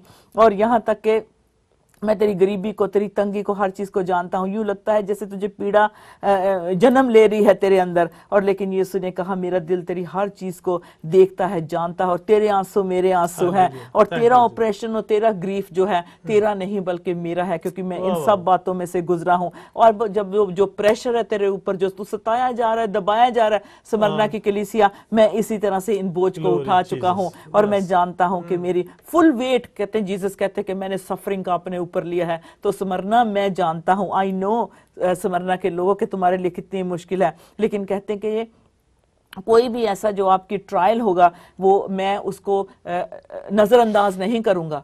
तुम्हारी किसी भी मुसीबत को जो है मैं यूं इग्नोर नहीं करूंगा, मेरे आगे से गुजर कर जाएगी, और तू बड़ी मुश्किल में से गुजर रहा है, और मैं इस बात को देखता हूं, लेकिन मैं तुम्हें अपना, कहते दोस्त कहता हूं, क्योंकि दोस्त ही अपने दोस्त के दुख को जानता है। और वो जो सच्चा दोस्त हो, सच्चा दोस्त सच्चे दोस्त के दुख को जानता है और उसको बांटता है। उस खुदावंद जी ने कहा कि तुम प्रेशर में से गुजरे, इसे बर्दाश्त करो, और ये जानते हुए कि ये जो आग में से आप गुजर रहे हो एक दिन ये बुझ जाएगी, और ये आपके लिए मतलब जो मुसीबतें वो खत्म आग की तरह आपको लगती हैं, ये आपको ट्राई कर रही हैं, ये आपको टेस्ट कर रही हैं, ये आपको जो है इस दर्द में से, सफरिंग में से निकाल रही हैं। ये परसिक्यूशन बहुत ज्यादा है, तुम इसके हकदार नहीं हो क्योंकि तुम खुदा के बेटे और बेटियां हो, लेकिन मैं जानता हूं, आई नो बिकॉज मैं इसमें से गुजर चुका हूं। सो इसलिए जो हमारा हाई प्रीस्ट है वो कहता है कि तुम्हें दुख में कोई छू नहीं सकता। जब तुम्हारे ऊपर प्रॉब्लम्स है, तुम मुश्किल वक्त से गुजरे, तुम बीमार हो, तुम्हारे जिस्म में ताकत नहीं है, खुदा उन कहता मैं तुम्हें छूता हूं और ठीक करता हूं,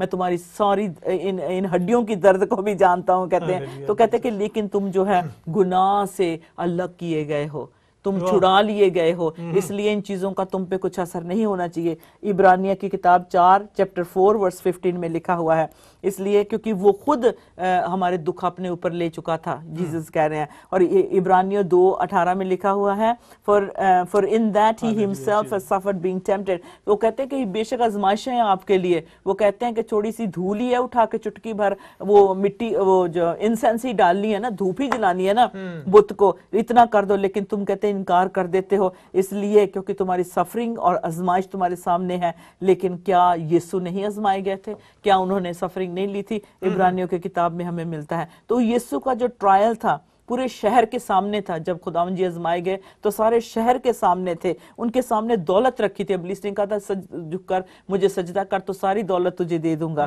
तो इसलिए कहते कि बेशक खुदावंद ने खुदा के कलाम से जवाब दिया, तो इसलिए खुदावंद जी कहते हैं कि मैं जानता हूं कि तुम गरीब हो, मैं जानता हूं कि तुम गरीबी में मुसीबत उठा रहे हो, मुझे पता है तुम अपने आप को तन्हा और अकेला महसूस कर रहे हो, तुम्हें सब छोड़ गए हैं, तुम्हारे नेबर्स ने, पड़ोसियों ने बॉयकॉट कर लिया, तुम्हारे आगे पीछे प्रॉब्लम्स हैं। लेकिन खुदावंद जी कहते हैं कि मैं इन सब बातों को देखता हूं, क्योंकि मुझे पता है कि जब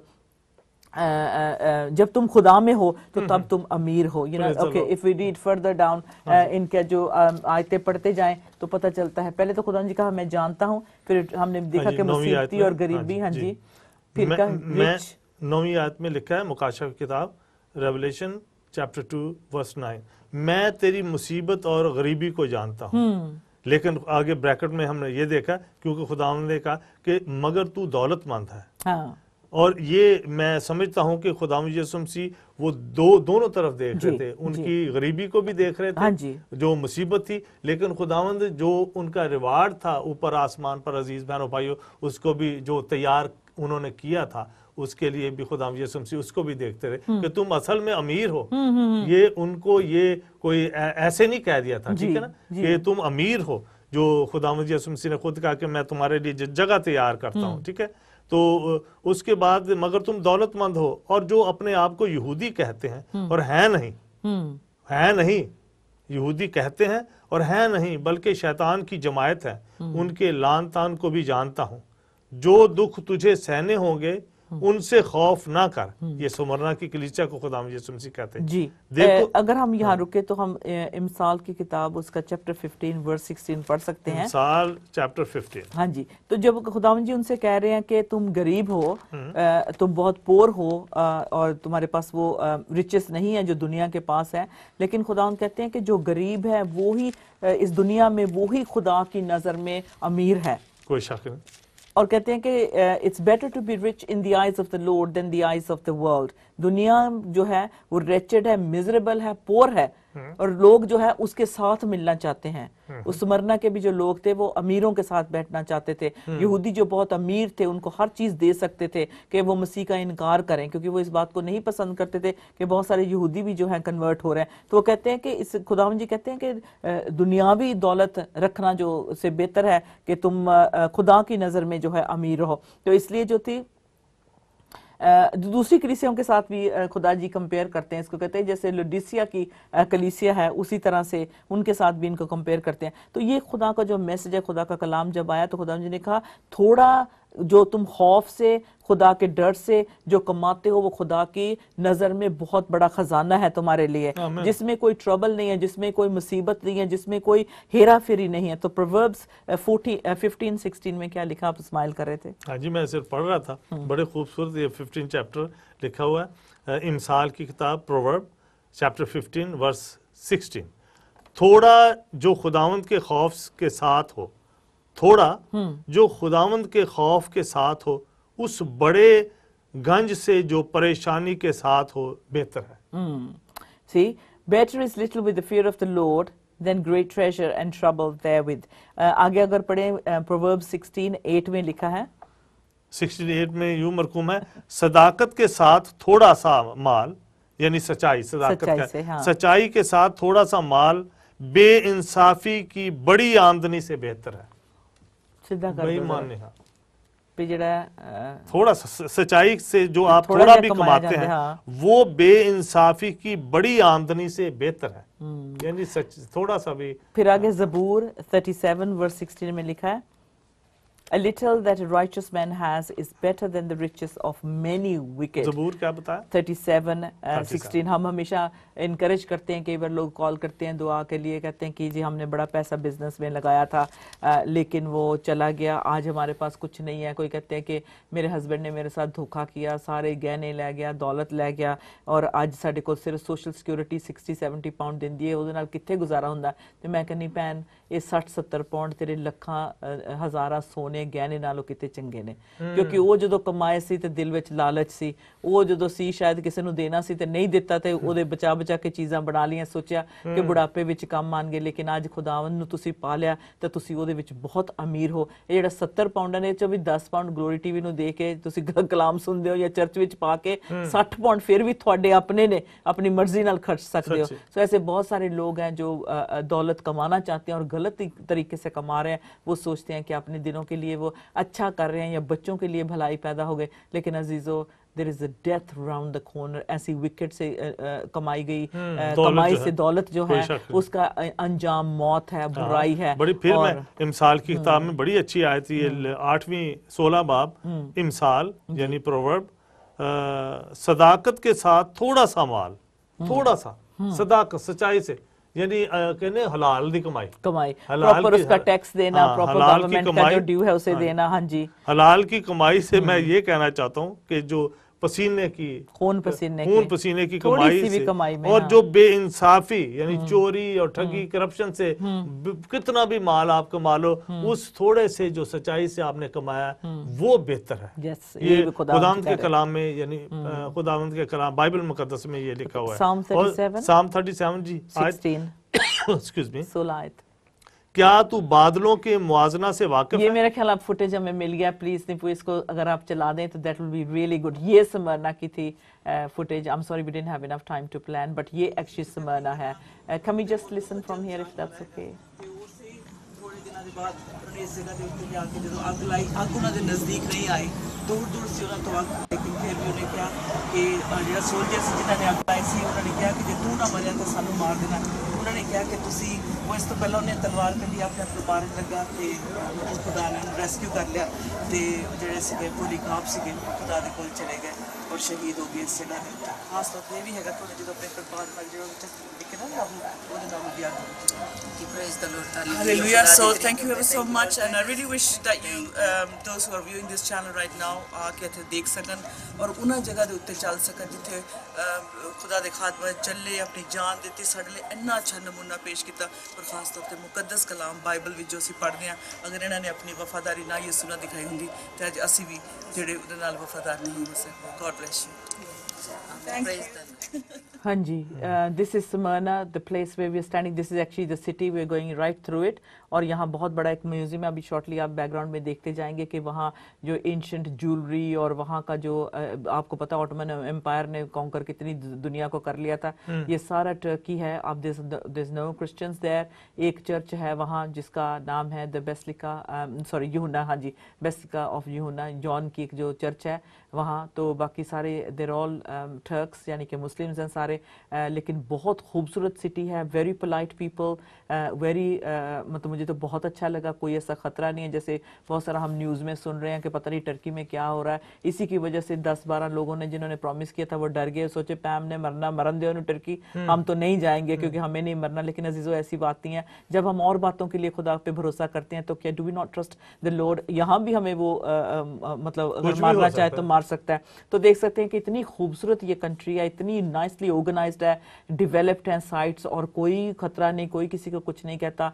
और यहाँ पे मतलब जैसे हमारे जहाज मैंने जितने देखे कि सारे अंग्रेज थे, इतनी दुनिया वहाँ जाती है टूरिस्ट के, इट्स अनबिलीवेबल सरप्राइज। ब्रिटेन का तो one of the favourite spot है, सेकुलर भी जाते हैं जी। लेकिन ये 7 कलीसिया पहम बहुत सारे, आप कह रही थी कि चाइनियों की बहुत टूरिस्ट इतने आते हैं देखने के लिए। ये देखे ये वही पोर्ट है बंदरगाह जहाँ पे जो समुंदर के किनारे, तो हम लोग ये सारा हमने टूर किया, you know we went to, this is actually Smyrna जो जहाँ बिशप थे। तो अभी जो है हम म्यूजियम की तरफ जा रहे हैं जिसे हम देखेंगे, वहाँ उनके जहाँ जूस का सिनेगॉग्स की जो रूइंस की मिले हुए हैं, पत्थर मिले हुए हैं, फिर जिन बुतों को वो पूजते हैं उनके नाम जो है इंग्रेव्ड किए हुए, फिर उसके बाद जो क्रिश्चियंस एग्जिस्ट करते थे, मतलब ये कोई कहने वाली बात नहीं, पूरी आधे से ज्यादा न्यू टेस्टामेंट वहाँ है, टर्की में है। तो जब ये देखेंगे वो पूरा शहर है, ये दिस इज इजमेर इसको आप कहते हैं, तो एजियन सी के बिल्कुल पास है, ये बिल्कुल उसी तरफ हम जा रहे हैं। ये सारा दिस इज ऑल स्मरना।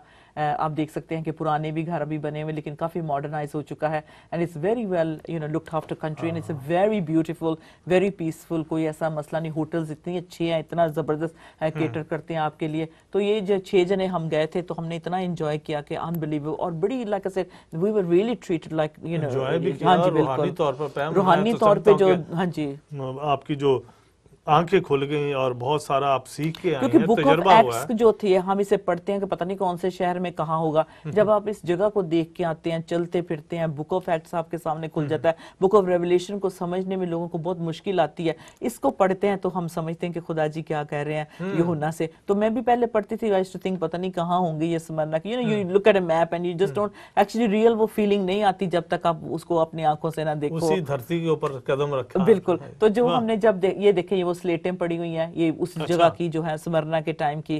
तो अब ये म्यूजियम जो था इसको रेनोवेट कर रहे थे, तो काफी चीजें बाहर भी पड़ी हुई थी। तो ये देखे पत्थर, ये वो देवी देवते जो थे उनकी, ये देखें, ये वो जूस की, ये सिबल की, और ये डिफरेंट, ये देखो ये देवी, ये मदर गॉड जो थी सिबल, ये थी। फिर वो जो उनकी हीलिंग वाली थी, फिर ये सारे, ये देखे क्रॉस हैं पत्थर पे, you know this is something that we notice and we get, इतना खुशी होती है। ये लिखे हुए हैं, you know Jewish, these are in Hebrew में लिखा हुआ है। It just goes to show के यहूदियों के सिनेगॉग्स थे, वहाँ टेम्पल्स थे, ये सारी रूइंस उनको मिली हैं, अब उन्होंने ये डिस्प्ले पे रखी हैं। You know the Christians were there, जो चैरियट थे, जो उनके निशान थे, ये सारे देख सकते हैं आप पूरी उन्होंने, क्योंकि ये पूरा म्यूजियम है अभी इसमें बन रहा है, तो उसमें ये जो नई जो बिल्डिंग उनकी बन रही है उसमें लेके जाएंगे। So you can see the things that they worship, जो उनके ऑर्नामेंट, वो कपड़े जैसे पहनते थे। ये देखिए क्रिश्चियन जो वहाँ था, गिरजा था, उसका ये क्रॉस है। This is actually from ancient, उस टाइम की ये जो पड़े हुए हैं, टुकड़े पड़े हुए हैं। So it actually speaks volumes of history to us. ये देखें, ये क्रॉस जो था किसी बिल्डिंग पे था, वो उतारा।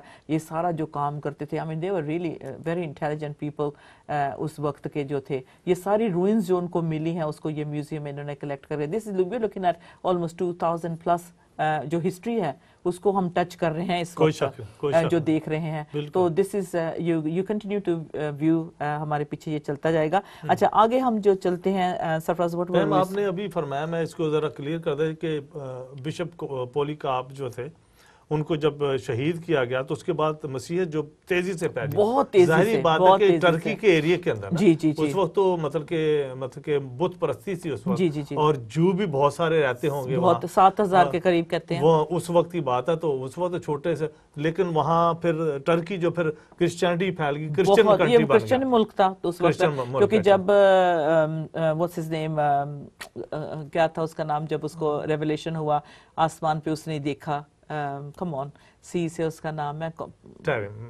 कांस्टेंट कांस्टेंट है। जब उसने वो जो था वो रोमियो के मतलब का बंदा था, बादशाह था, जब वो एक दिन जा रहा था घोड़े पे तो उसको आसमान पे निशान नजर आया और actually I think there was a battle against his brother, वो लड़ने जा रहा था तो आसमान पे उसको निशान क्रॉस का नजर आया और आवाज आई इस निशान से तो जीत सकता है। उसके बाद जो थी सब अपने बुत वुत सब हटा दिए और क्रिश्चियनिटी का ऐलान कर दिया गया और सारे क्रिश्चियन हो गए। Of course Turkey was a Christian country और बड़ी बहाल कंट्री थी और राइट नाउ जो है दो इट्स अंडर यू नो कह लें कि पूरा मुल्क जो है इस्लामिक है बट इट्स लाइक कहते कि एक स्वर्ग का हिस्सा है।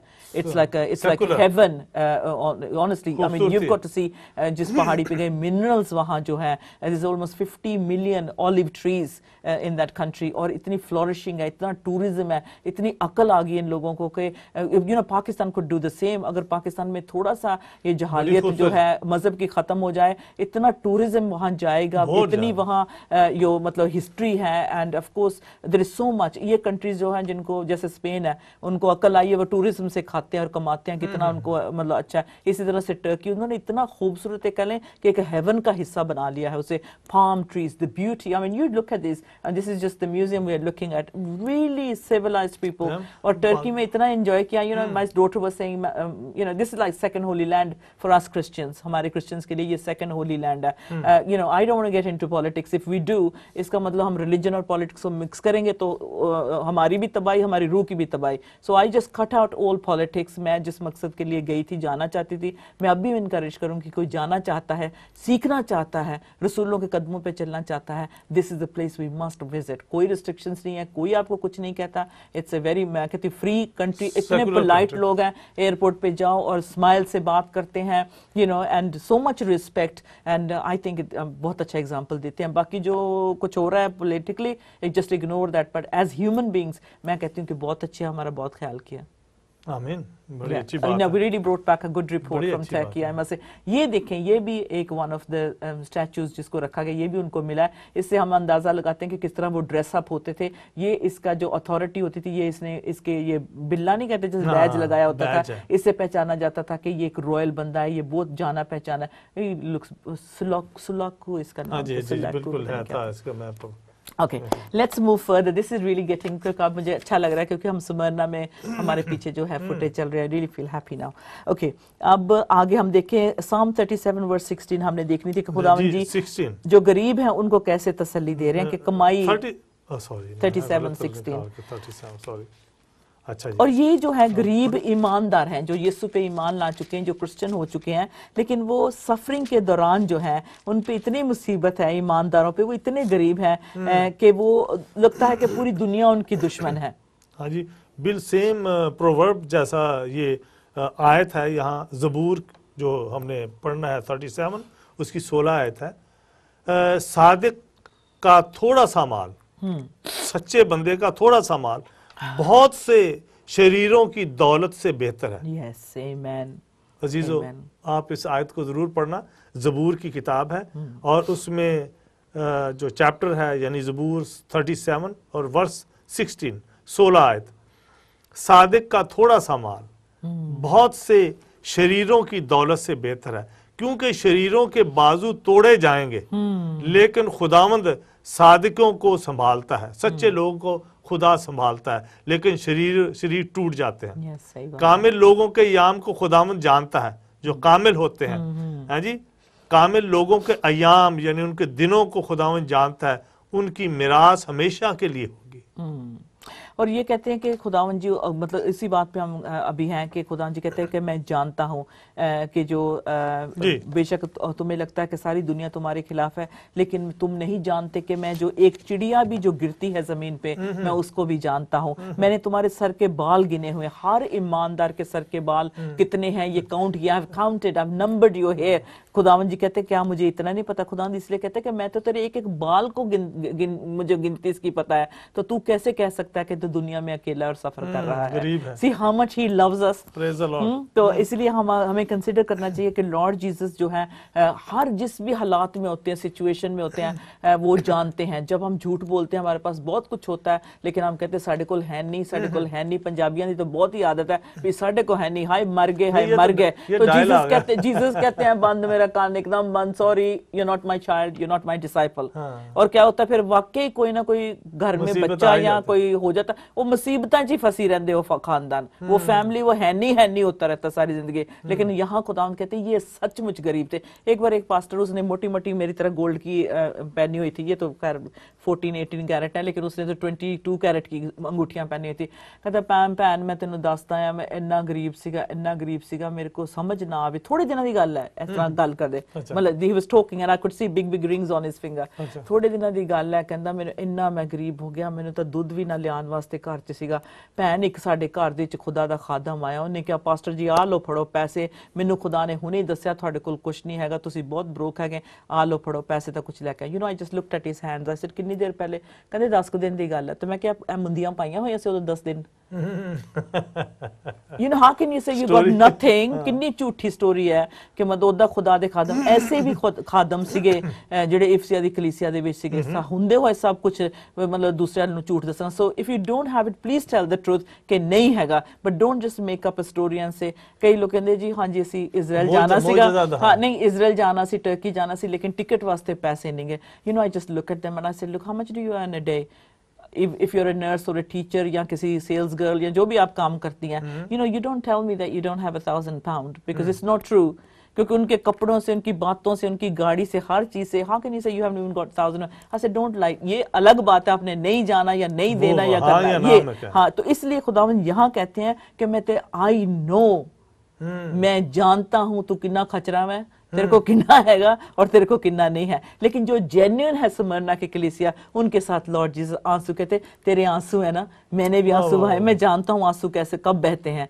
मैनू पता जो भुखा पेट तो होता है और भूख लगी होती है, खाना नहीं लाने के लिए पैसा होता है, मुझे पता है क्योंकि मैं भूखा रहा हूँ। Jesus was kept hungry for days, मारा गया था, पीटा गया था, पानी का एक घूंट भी नहीं दिया गया था और खूह दे विच लटकाया गया सी, सारी रात रखा सी। खुदा कहते मुझे पता, मेरे तो कपड़े भी जिस्म तो उतार लेते सी, मेरे तो पेट में क्या एक पानी बूंद भी, मुझे पता है भूखा रहना क्या होता है। सो इसीलिए वो स्मरना की कलीसिया से सिंपैथाइज कर रहे हैं। This is solid Sarfaraz, this is, ये हमें ये सिर्फ सजा के रखने वाला बाइबल नहीं है, नॉट ये क्रिश्चियंस को दिया गया है, it's yes it's been given to Christians पढ़ने के लिए या हालेलुया अपनी मेडिटेशन के लिए नहीं है।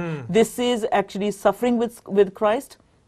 और जो कहते हैं कि वो सफर नहीं करते, you know, we live in Myrtle, हमारी रोड का नाम है Myrtle, तो मैं कहती हूँ मेरे क्या लगता है हमें भी पिसने के लिए जो है ऐसी जगह पे रहना है, और खुदावन जो है अपने जलाल को दिखा रहा है। But if you genuine and honest with God, God खुदावन जो है हमारी सफरिंग में जो है हमें सफर नहीं होने देता। सफर तो सफरिंग नहीं महसूस होती, बल्कि उसमें खुशी होती है। आप थोड़े में खुश होते हैं। You know today we just had a very very sad news कि जो बहामास के जो पास्टर है माइल्स मोनरो, बहुत बड़े खुदा के खादिम है, कल जो उनका और उनकी वाइफ वो प्लेन क्रैश में, जो उनका अपना प्राइवेट जेट था, वो किसी क्रेन में टकरा गया। 3 माइल्स रहते थे एयरपोर्ट से लैंड होने से, और वो उनकी डेथ हो गई। और कितना you know I was so sad this morning, I heard on Premier Radio, और एकदम you know everything just stopped for me, क्योंकि उन्होंने इतनी परसिक्यूशन बर्दाश्त किया था। वो ब्लैक पास्टर थे माइल्स मोनरो, आप देख सकते हैं उनको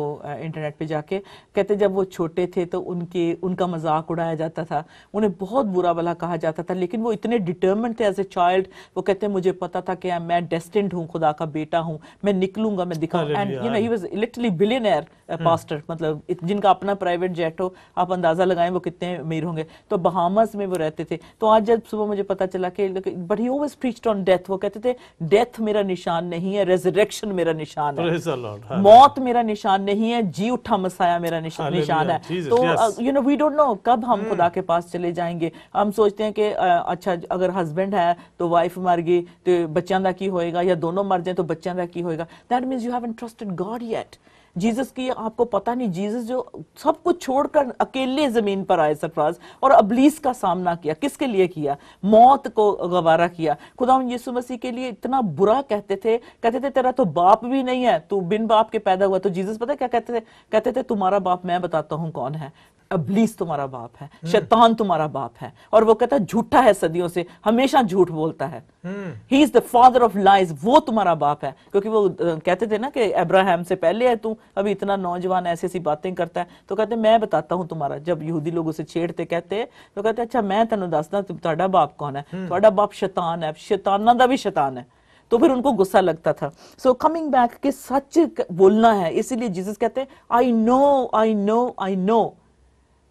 कोई शक आज भी कलीसियां जो है घेरा फेरी चक्कर विच नहीं पै रहे, वो खुदावंद एक एक चीज नूं जानदा है।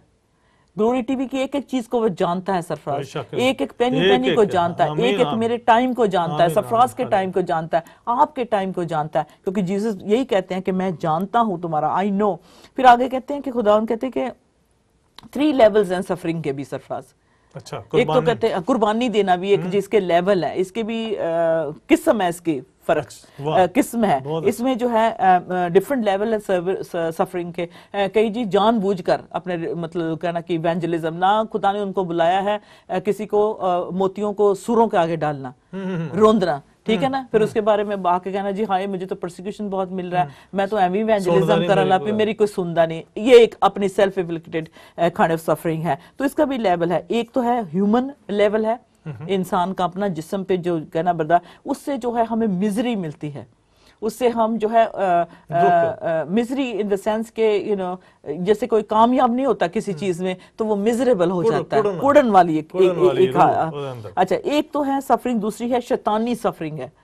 You know we tormented by demons, यानी कि सेटन्स के जो छोटे छोटे यू नो फरिश्ते भेजे होते हैं वो तंग करते हैं। एक तो ये होती है। इसको हम मिस्ट्री भी कह सकते हैं कि हमारी समझ से बाहर होती है कि मैं तो चंगा चल रहा हूँ, सब कुछ ठीक कर रहा हूँ, लेकिन ये मुसीबतें कहाँ से आ रही हैं।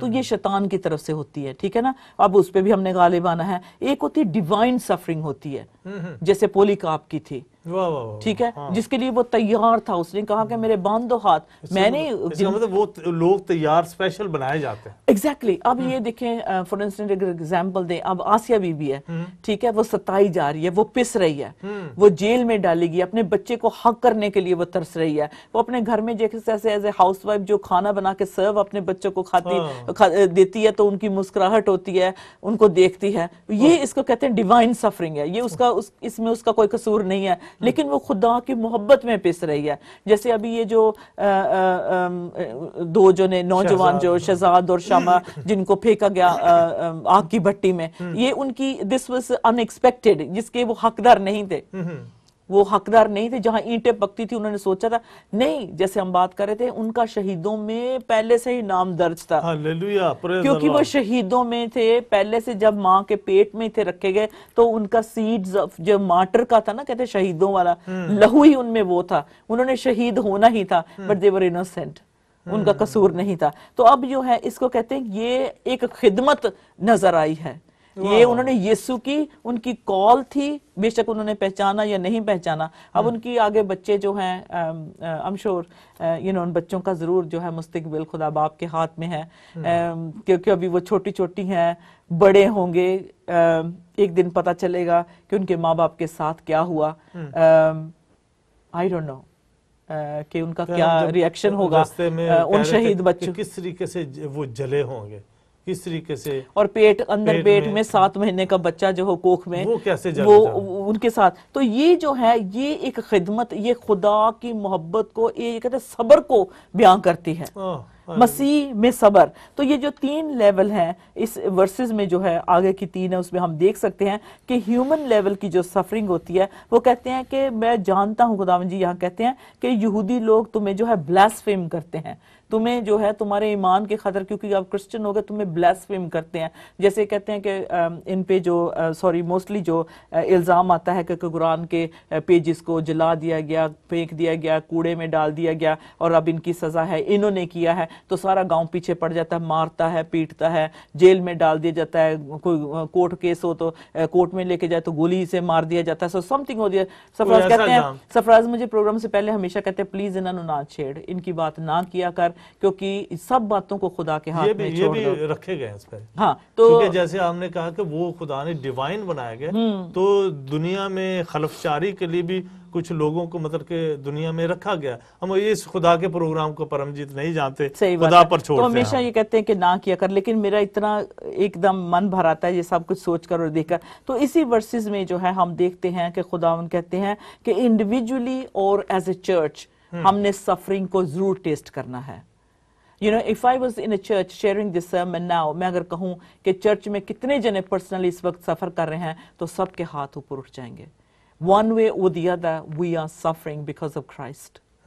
One way or the other, ये कोई ना कहे कि मुसीबत नहीं आएगी। हो सकता है अगर माँ बाप ईमानदार हैं तो बच्चे उनको टॉन्ट कर रहे हैं। ये भी सफरिंग है, ये भी परसिक्यूशन है। अगर वाइफ ईमानदार है, क्रिश्चियन हो गई है, तो उसका हस्बैंड शायद उसे टॉर्चर कर रहा है। मुझे खुशी की यहाँ मैं बात शेयर करना चाहूंगी। एक सिस्टर ने कहा मेरे हस्बैंड ने खुद पहले कहती मुझे वो नहीं मना करते थे, मैं ही सिर्फ बिलीवर थी, फिर मेरी बेटी बिलीवर हुई, लेकिन मेरे हस्बैंड ने एक दिन मुझे सरप्राइज दिया और उन्होंने मेरे लिए हिंदी की बाइबल ऑनलाइन ऑर्डर करके तो मेरे लिए ला के रखी हुई थी। तो उन्होंने कहा खोल इसे, इसमें क्या है, देख तेरे लिए गिफ्ट है। कहती जब मैंने उसको खोला तो देखा तो उसमें बाइबल था हिंदी का, और मेरी खुशी की हद न रही। So you know there are reward, इसके जो सफरिंग के बाद रिवॉर्ड भी है हमें खुदावंद देता, उसका अजर भी हमें मिलता है। ओके, नाउ अगली बात पे हम जाएंगे। ब्लास्फेम करते थे इन लोगों को, ठीक है, और वो इसलिए खुदावंद कहते थे कि लेकिन ये सिनागोग के शैतान है, यानी कि बिठाया हुआ है, सीट बनाई हुई है। इन्होंने ये जो आई एम सॉरी टू से दे वर रिलीजियस सरफराज, लेकिन वो दारू भी पीते थे, वो बुरे सीधे काम भी करते थे। और जो अमीर लोग होते थे, वेदर दे वर ज्यूज और वेदर दे वर रोमन्स, उनका जो था शहर में जो दुकान होती थी वहां उन्होंने लड़के रखे होते थे, लड़कियां रखी होती थी, और जो उनकी बीवी और बच्चे होते थे वो शहर से बाहर होते थे, और उनको महीने में एक बार विजिट करना, हफ्ते वीकेंड पे विजिट करना। अभी भी ऐसा है, इवन नाउ जो बिजनेस बड़े बड़े लोग हैं उन्होंने ऑन द साइड रखा होता है थोड़ा सा, you know to keep themselves happy. जी भी मेरी ये सेक्रेटरी है, यू नो ये मेरी सेक्रेटरी है। तो चलो सारे नहीं तो नहीं, सम और लेजर एंड प्लेजर वर्ल्ड में इट्स कॉमन। तो इस वक्त भी जो थे, ये जो लोग थे, बेशक ये सिनेगॉग भी जाते थे, ये खुदा का नाम भी लेते थे, ये सब कुछ करते थे, लेकिन ये अमीर थे तो ऐसे। और रोमी जो लोग थे, खास तौर पे जो इटालियन लोग थे, वो बहुत शौकीन होते थे, और इसलिए जब उनका आप आर्ट भी देखते हैं उस सेंचुरी का, जब जीसस के बाद का देखते हैं तो छोटा सा बनाया होता है, तो पूरा बदन नंगा है, औरतें भी ऐसे मतलब उल्टे सीधे जो है पोज करके इनके सॉरी टू से खुदावंद यीशु मसीह के भी उन्होंने ऐसे जो और उस वक्त जो थे, खास तौर पे जो रोमी लोग थे, आई am sorry I am gonna say this here, वो जो थे होमोसेक्सुअलिटी को बहुत पसंद करते थे। नौजवान लड़कों को खास तौर पे, उनके जो थे आप स्पा जो होते थे, इनके जो पूल्स होते थे, वहां इनको अच्छा लगता था नंगे लड़कों को, छोटे छोटों को जो भाग रहे हैं, नहा रहे हैं, पानी डाल रहे हैं, ये करे वो करे, ये बातें अरूज पे थी। और उस वक्त के आर्टिस्ट ने जो जितनी भी पेंट की हैं, मैरी मैगडलेन, उसी कॉन्सेप्ट को लेके जो है अब मुझे समझ आती है, तो इसलिए मैं आपके साथ भी शेयर कर रही हूँ। तो इस तरह से कई बार आप क्रिश्चियन पेंटिंग देखते हैं, आप सोचते हैं could this person be in a right mind? इतनी गंदी और बेहुदा मैरी मैगडलेन है तो इतना क्लीवलेज उसका सब नजर आ रहा है, और ऐसे जीसस के साथ बैठी हुई है, यू नो दैट्स नॉट, ये मसीहत ऐसी नहीं है। तो उस वक्त के जी हाँ जी, सही बात है। यीशु मसीह को उन्होंने किस तरीके से उन्होंने अपना आर्ट पूरा दिखाया, और जितना जो किसी रिलीजियस फिगर को नंगा पेंट करता, उतनी ही ज्यादा उसकी पेंटिंग बिकती। ये तरीका गाइड हमें बता रहे थे। अच्छा। कहते जितना वो एक्सपोज करते अपने आप को, ये सारी बातें मैं अपनी तरफ से नहीं लगा रही, ये गाइड ने हमें बताया। अच्छा। तो जितनी ये जो पेंटर जो होता है एक्सपोज करता लड़की को उस वक्त में, और रिलीजियस फिगर होती, तो आप देखते हैं कि बड़ी पुरानी इटली में जाए तो बड़ी पुरानी कैथीड्रल, कैसे उन्होंने वो पेंटिंग वगैरह की हुई है, और इतनी हम सोचते हैं कि ये रिलीजियस जगह हो सकती है, ये हम जस्ट सेइंग। तो ये ऐसा उस वक्त का माहौल था, और वो इतना मतलब आवारा कह लें लें, लोग क्या, what is the word for it, कि मतलब इतना ज्यादा अपने आप को अमीर लोग जो थे कि गरीबों से वो दूर, अय्याशी का अड्डा था ये स्मरना में, ये भी था। तो इसलिए जो थे वो कहते थे आजा हुक्का पानी शाम को बैठेंगे, वाइन शाइन पियेंगे और सब कुछ होगा। तो बीवी को क्या पता, शहर से बाहर उसको अच्छा सा घर ले दिया, जैसे अब भी करते हैं कि अमीर लोग अपने बच्चों को हाँ जी गाड़ियां अच्छी दे दी, ये ले दी, वो ले दी, and at the same time वो खुद एंजॉय करें। तो यहाँ जो थी यहूदियों की एस्टैब्लिश्ड लार्ज कम्युनिटी थी, और यहूदी लोग हमेशा खुदा से मतलब वो you know the Lord has always blessed them financially, पैसा इनके पास बहुत होता था, सारा कुछ अच्छा। तो ये कोई सरप्राइज वाली बात नहीं थी। इसलिए जो था पूरा जो शहर में जो ट्रेड भी होता था, जो सिटी भी थी बड़ी बहाल थी, बहुत बहाल, किसी चीज की कमी नहीं थी, है ना। तो इसलिए जो थी कमर्शियल कम्युनिटी थी और सब इसको देख सकते थे, और एक थ्राइविंग ज्यूइश कम्युनिटी थी जिसके पास सब कुछ था, फ्रीडम था, जो करना चाहते वो कर सकते थे। इसलिए वो क्या करते थे कि खुदा की नजर में वो स्लैंडर कर रहे थे, खुदा की नजर में वो जो खुदा को नहीं पसंद वो कर रहे थे, but they weren't guilty of it। इसी तरह से जो क्रिश्चियन सीजर को वर्शिप करने में जब एक साल में वो बारी आती तो वो चुटकी भर के डालने में आग में, हाँ वो उनको कोई बुरा नहीं लगता, क्योंकि एक ही बार साल में करना है, उसका सर्टिफिकेट भी मिलना है, फिर अगले साल आपको सर्टिफिकेट मिलना है। तो इससे क्या हुआ, इतना परसिक्यूशन बढ़ गया, तो लोगों ने फिर वो जो अपोस्टल पॉल कहते हैं कि खतना करवाओ, ठीक है ना, तो लोगों ने अपना सर्कमसिजन जो था करवाना शुरू कर दिया। अब तो मेडिकली कहते करवाओ, अच्छा है, जरूरी है, एक्सक्यूज मी। तो उस वक्त जो था सर्कमसिजन उन्होंने करवाना शुरू किया। अब उनको पता चल गया कि ये सर्कमसाइज्ड है, ये तो सीजर को नहीं करेगा ना, वर्शिप करेगा ना, ये सिनेगॉग में जाएगा, क्योंकि ये सारी बातें जो थी बड़ी मिलावट सी पैदा हो गई थी। And like I said before, even now you know among lot of Christians मोहब्बत ठंडी पड़ चुकी है। It's like another kind of Christianity is crept into the church. तो ये वो मसीहत नहीं है जो रसूलों के जान देने से एस्टैब्लिश हुई है, ठीक है। तो इसलिए जो थोड़ा सा मेरी तरह हार्श बोल देता है वो कहते हैं इन्हों तो गल ही नहीं करनी आती, ऐसे कल क्रिश्चियन हुई और सानू दसती है। तो मैं कहती हूँ कि मतलब वो कहते हैं कि जैसे बस चला आ रहा है ना, बस ऐसे ही सॉफ्टी सॉफ्टी ठीक है, इसको सख्त ना करो इस तालीम को, है ना, जैसे चल रहा है ठीक है, कोई आ रहा है नहीं आ रहा है, कोई अपना किसी और नॉन क्रिश्चियंस के साथ अपने बच्चों की शादी करे, उसको मना ना करो क्योंकि मेंबर टूट जाएगा। लेकिन ये खुदावंद कहते हैं कि मुझे पता है कि शैतान की सीट, शैतान का अड्डा तुम्हारे चर्च के अंदर लग गया है, कलीसिया के अंदर जो है को, लेकिन उसका अप्रूवल कौन दे रहा है? हाँ, जिसको लिखा है राइट टू द एंजल, यानी कि जो बिशप है, जो चर्च का पास्टर है, उसको लिखा है ना ये खत, बिल्कुल, क्योंकि उसी की अथॉरिटी के नीचे सब कुछ है और उसी से ही सवाल जवाब खुदावंद जी कर रहे हैं। तो अब खुदावंद क्या कहते हैं कि मुझे पता है कि शैतान जो अक्यूजर है, स्लैंडर है, जो भाइयों के खिलाफ करता है, जो है कि उसके सारे कामों को खुदावंद जानता है, और वो मिन्स करता है, यानी कि मिक्सिंग करता है, खुदा के कलाम को भी मिन्सिंग करता है, यानी कि पूरा प्रॉपर नहीं समझाता। और क्या कहते हैं कि वो जो सिनेगॉग में जो शैतानियत फैली हुई है, जो लोगों के दरमियान, इनकी वजह से मैं सबको जानता हूं। और फिर क्या कहते हैं कि मुझे पता है कि ये जो अटैक है किस पे है, यीशु की दुल्हन पे है। मुश्किल किसके लिए है?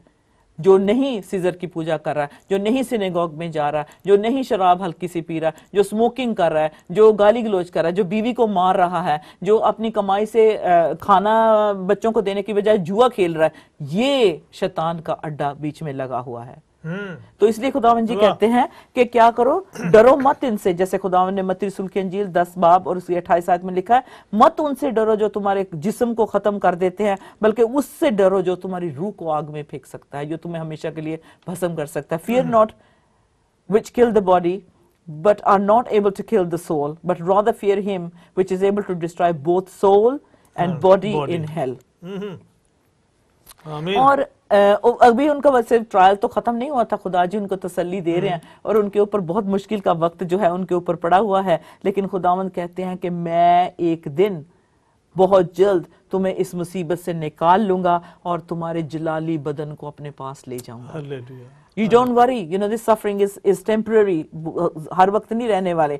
तो जो सैटेनिक ये तो थी मुसीबतें आई, और अब जो शैतानी तरफ से है वो एक मिस्ट्री की तरह हमें लगता है। और खुदावंद जी क्या कहते हैं, देख जो शैतान है मैं उसको कैद करने वाला हूँ, क्योंकि तू अबलीस के कामों से नफरत करता तो मैं भी अबलीस से नफरत करता Praise the हूं। Lord. तू बुत परस्ती से नफरत करता तो मैं भी बुत परस्ती से नफरत करता। तू शराब से नफरत करता है, मैं भी शराब से नफरत करता हूं। तू जो क्या कहते हैं अयाश है तो मैं भी अयाश से नफरत करता हूं। ये मतलब आप करते हैं, क्रिश्चियन जो स्मरणा कहते करते तो मैं भी करता हूं। तो खुदावन जी उनको जो है कहते ये जो बहुत बड़ी प्रॉब्लम्स आपको मतलब है, यूं लगता है कि जैसे शैतान डांट नहीं फेंक रहा। Remember? In the word of God says कि यूं लगता है कि तुम्हारी मुसीबतें एक डांट के बाद दूसरी डांट और कसर, जैसे डांट जब फेंकते हैं तो कहते हैं ना कि इसको निशाने पे लगना चाहिए। तो कहते हैं ये जो शैतान है ये डांट पे डांट फेंकता जा रहा है, लेकिन इसका मैं बहुत जल्द जो है इंतजाम हिसाब करने वाला हूं। तो ये जो शैतान की जो है बातें हैं, जो रीजनिंग है, खुदावन जो है उन्हें क्लियर कर रहे हैं। तो बेशक जो चर्च को फर्दर खुदावन कहते हैं कि जब यीशु का लहू हम ले लेते हैं तो शैतान का कोई कब्जा नहीं रहता। ठीक है, तो खुदावन को कहा कि खुदावन ने कहा कि अबलीस को जो है बेशक यहूदी स्मरणा के स्लैंडर करते हैं, मिलावट करते हैं, इवन चर्चेस टुडे जो मिलावट करती हैं, लेकिन खुदावन कहते हैं अगर तू डट के खड़ा रहेगा अपने ईमान पे तो जो शैतान के फायरी डार्ट्स भी आपको को असर नहीं आपके ऊपर कर सकेंगे। इसीलिए खुदावन यीशु मसीह ने बताया कि पतरस को जब पकड़ कर ले गए, जब उनको लॉर्ड जीसस को भी पकड़ने के लिए आए तो जो शमाउन था सबसे आगे बढ़ा और उसने कहा कि ऐसा नहीं हो सकता कि खुदावन जी तुझे पकड़ कर लेके जाएं, लेकिन खुदावन जी ने कहा कि तू नहीं जानता, ऐ शैतान पीछे हट, तू खुदा के इरादों को नहीं जानता। तो जब हमारे भी फायरी डार्ट्स हमें पड़ रहे हो तो हमें कहें ऐ अबलीस तू यीशु के इरादों को नहीं जानता, ऐ शैतान तू पीछे हट। तो अब जो ये शैतान जो अटैक कर रहा है हम उसको टैकल कर रहे हैं। ठीक है, उसको कैसे डिफीट देना है। तो इसलिए क्या किया उन्होंने, जो खुदावन से कहा, खुदावन ने कहा मेरे साथ दुआ करो, एकदम heavy download, heavy it's too much हो गया। अच्छा, गेत्सेमनी के बाग में खुदावन जी ने कहा, उन्होंने कहा कि देखो मुझे अबलीस ने तुम्हें आजमाने के लिए अबलीस ने इजाजत ली है। सैटन वांट्स टू सिफ्ट, तुम्हें करना चाहता है, तुम थोड़ी देर जागो, मेरे साथ दुआ करो। लेकिन उनको बार बार नींद आती गई, बार बार वो कमजोर होते गए। फिर थोड़ी देर के बाद लॉर्ड जीसस दुआ कर, तो अब जीसस उनको ये बातें याद दिला रहे हैं।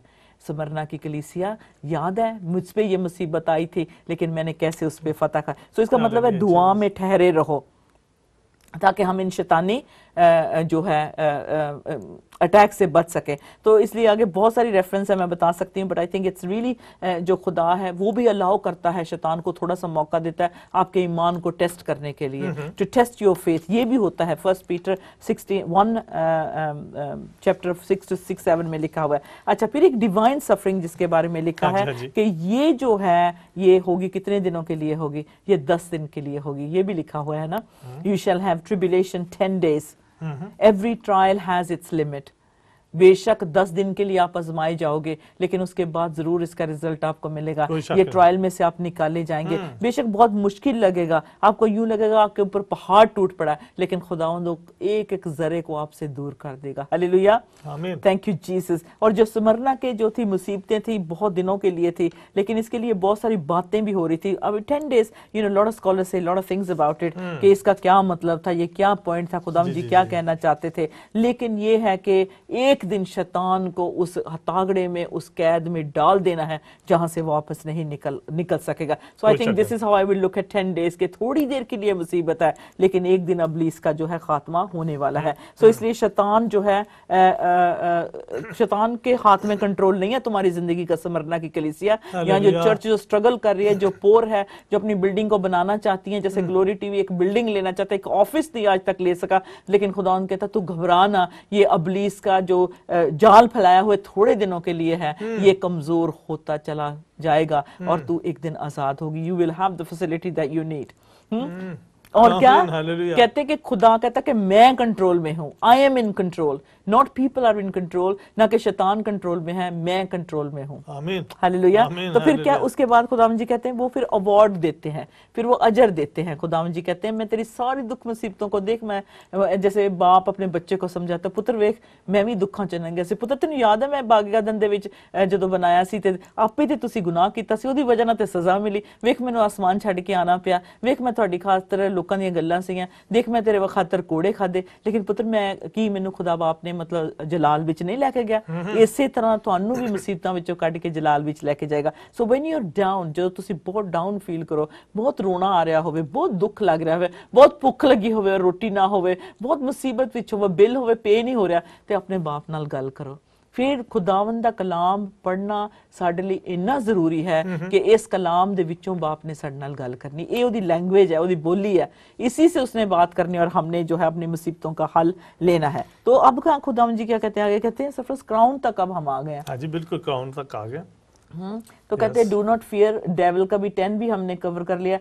11 में हम चलें जी, बिल्कुल चलें। हाँ जी 11 पढ़ लेते हैं। जिसके कान हो वो सुने के रूह कलीसियों से क्या फरमाता है, जो गालिब आए उसको दूसरी मौत से नुकसान ना पहुंचेगा। हाय क्या बात है।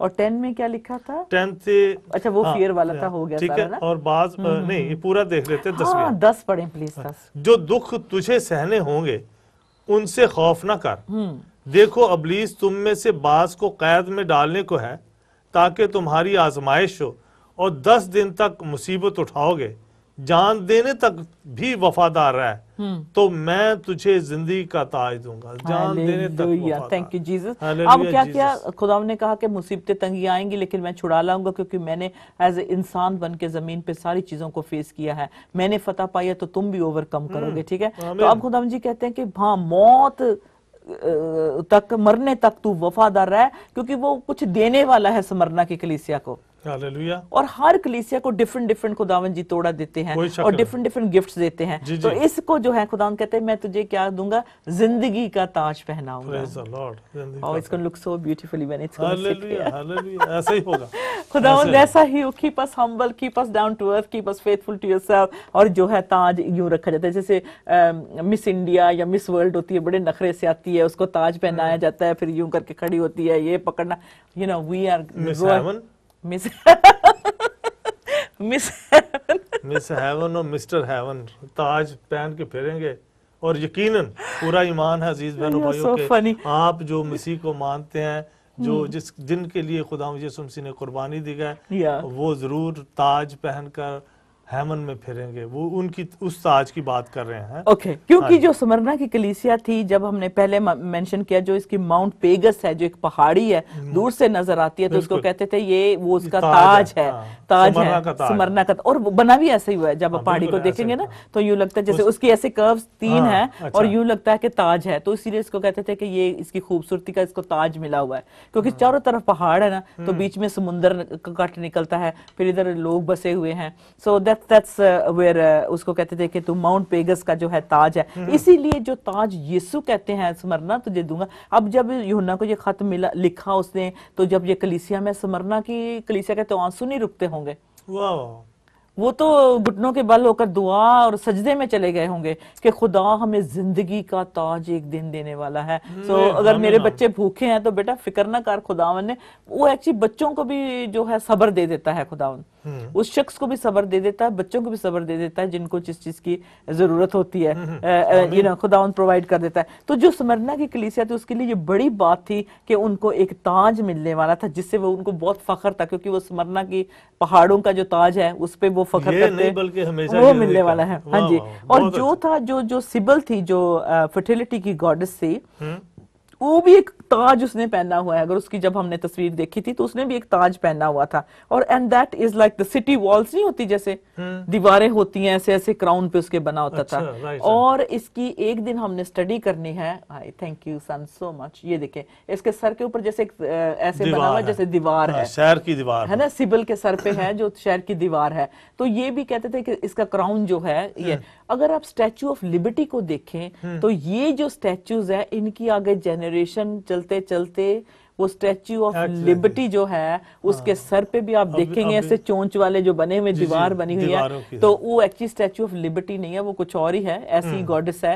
इसकी स्टडी हम करेंगे, एक दिन लेके आएंगे, वो तैयार किया हुआ है हमने। तो वो भी जो है पूरी स्टैंड्स इन न्यूयॉर्क, और फ्रेंच ने मेरे ख्याल दी थी बना के, किसने दी थी? फ्रेंच ने उनको गिफ्ट दी थी। गिफ्ट किसने की थी? वो बंदा वो जो था जो इजिप्शियन के ममीज हैं और वो जो बने बड़े स्टैचू में बहुत इंटरेस्ट रखता था, तो वो वहां गया और वो कुछ ऐसा बनाना चाहता था जिससे पूरी दुनिया में उसका नाम हो। और वो उसने मतलब ये तो बहाना बाद में लगाया गया जब आप पढ़ेंगे कि फ्रेंच ने दिया था, लेकिन एक्चुअली ये खुद बनवाया गया था और लाया गया था। और न्यूयॉर्क में स्टैच्यू ऑफ लिबर्टी जो खड़ा है, अगर उसका हमें तस्वीर मिलेगी तो हमको दिखाएंगे, आपको दिखाएंगे।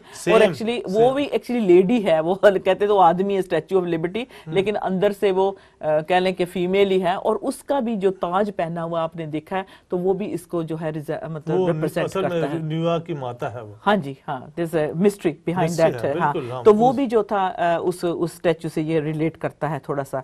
अच्छा, ओके, आगे देखें। अब देखेंगे जैसे इनकी भी वो क्या है, जनरेशन औलाद है ज़ूस से आगे जो चली है देवी और देवतियां, ये महारानियां बन के बैठी हैं। अच्छा, तो सिबल जो थी, इसका भी जो क्राउन था सिटी वॉल की तरह था। और जो प्रीस्ट लोग होते थे इस फेस्टिवल को जो सेलिब्रेट करते थे, और बड़े बड़े जो क्राउन सफराज बनाए जाते थे, और रिलीजियस जो लाइफ स्मरणा की थी उस वक्त हो सकता है कि किस चीज के बना के लोगों को पहनाते हों। ये लो सिबल का क्राउन, यू अंडरस्टैंड। जैसे हमने किसी ये खाने वाली जगह पे जाते हैं, उन्होंने अपने अपने ताज बनाए होते हैं कि बच्चों को टोपियां बनाई होती है, पहना देते हैं। तो इसका भी जो था, इसका मतलब इसके पीछे जो स्पिरिट थी उसका नहीं पता था, लेकिन वो ताज पहन के लोग बड़े खुश होते होंगे, है ना। अच्छा, तो लॉर्ड जीसस जब है इस कॉन्सेप्ट को वो लेते हैं और कहते हैं कि I have a crown, the crown of life, मेरे पास जो है, और जो तुम सफर कर रहे हो, मैं आखिर में तुम्हें एक जो है जिंदगी का ताज देने वाला हूं ना। अगर मैं इसको पिछले 20 साल से पढ़ रही हूं तो मुझे नहीं समझ आ रहा था किस किस्म का ताज होगा, लेकिन आज जब हमने थोड़ा मतलब पीछे हिस्ट्री को देखा, ये रिसर्च करके मैं जो कुछ निकाल कर लाई हूँ, तो इससे अब मुझे समझ आया कि जिंदगी का ताज स्मरना की कलीसिया के लिए क्या माने रखता था। जो क्योंकि जब खुदा यीशु मसीह कलाम भी करते थे तो वो जो आसपास देखते थे उसी से लोगों को समझाते थे। बिल्कुल ऐसा ही। ओके, सो स्मरना की कलीसिया को कहा खुदावन जी ने मैं आपको जो है ताज दूंगा, इज दैट राइट? बिल्कुल। अच्छा, क्योंकि उनकी जो वफादारी थी, खुदावंद उससे बहुत प्राउड थे। You know, the Lord was very proud of their faithfulness, क्योंकि वो अपनी हुकूमत के साथ भी वफादार थे। ओके, बिकॉज़ लाइक जैसे हमने देखा कि कपड़े भेजना फौजियों को, और ये एक एग्जांपल दिया गया है, even because of their suffering. लेकिन खुदा ने कहता है कि मैं जो है, क्योंकि तुम कॉम्प्रोमाइज नहीं करते अपने ईमान के साथ। You know, you are Christian. अगर मैं I am coming back to that again, if somebody says to you something, say look I have my limits, मैं इसको क्रॉस नहीं कर सकती क्योंकि मैं क्रिश्चियन हूँ, सॉरी मैं ये नहीं कर सकती। It's like somebody might say to me कि आप इतना ट्रैवल करते हो ड्यूटी फ्री से, हमें कुछ ला देना। तो मैं कहती हूँ कि जब मैं उस चीज को नहीं लेती हूँ जिससे नुकसान होता है, तो मैं किसी और के लिए भी नहीं ला सकती। बिल्कुल ऐसे ही। And I say that and which is true. अगर हम की हो जाएगा तो साढ़े वास्ते लेके आना ना, आप इतना जो अब्रॉड जाते हो तो हमारे सिगरेट ले आना, शराब ले आना। तो मैंने कहा नहीं, खुदा ने कहा है कि जो तुम्हारे लिए नुकसान है तुम दूसरों को कैसे दे सकते हो। सो I just say I am sorry, मैं अपोलोजाइज करती हूँ। एंड बहुत बार होता है, मेरे साथ होता है कि लोग फोन करके कह देते हैं, सो I just say I am sorry, I can't do that. So there are, we shouldn't cross our limits, अपनी नहीं करनी चाहिए। And I am really sorry, ये ईमान की पुख्तगी है और नहीं करना नहीं चाहिए, but sometimes it does happen, हो भी जाता है, अब क्या करें हैं।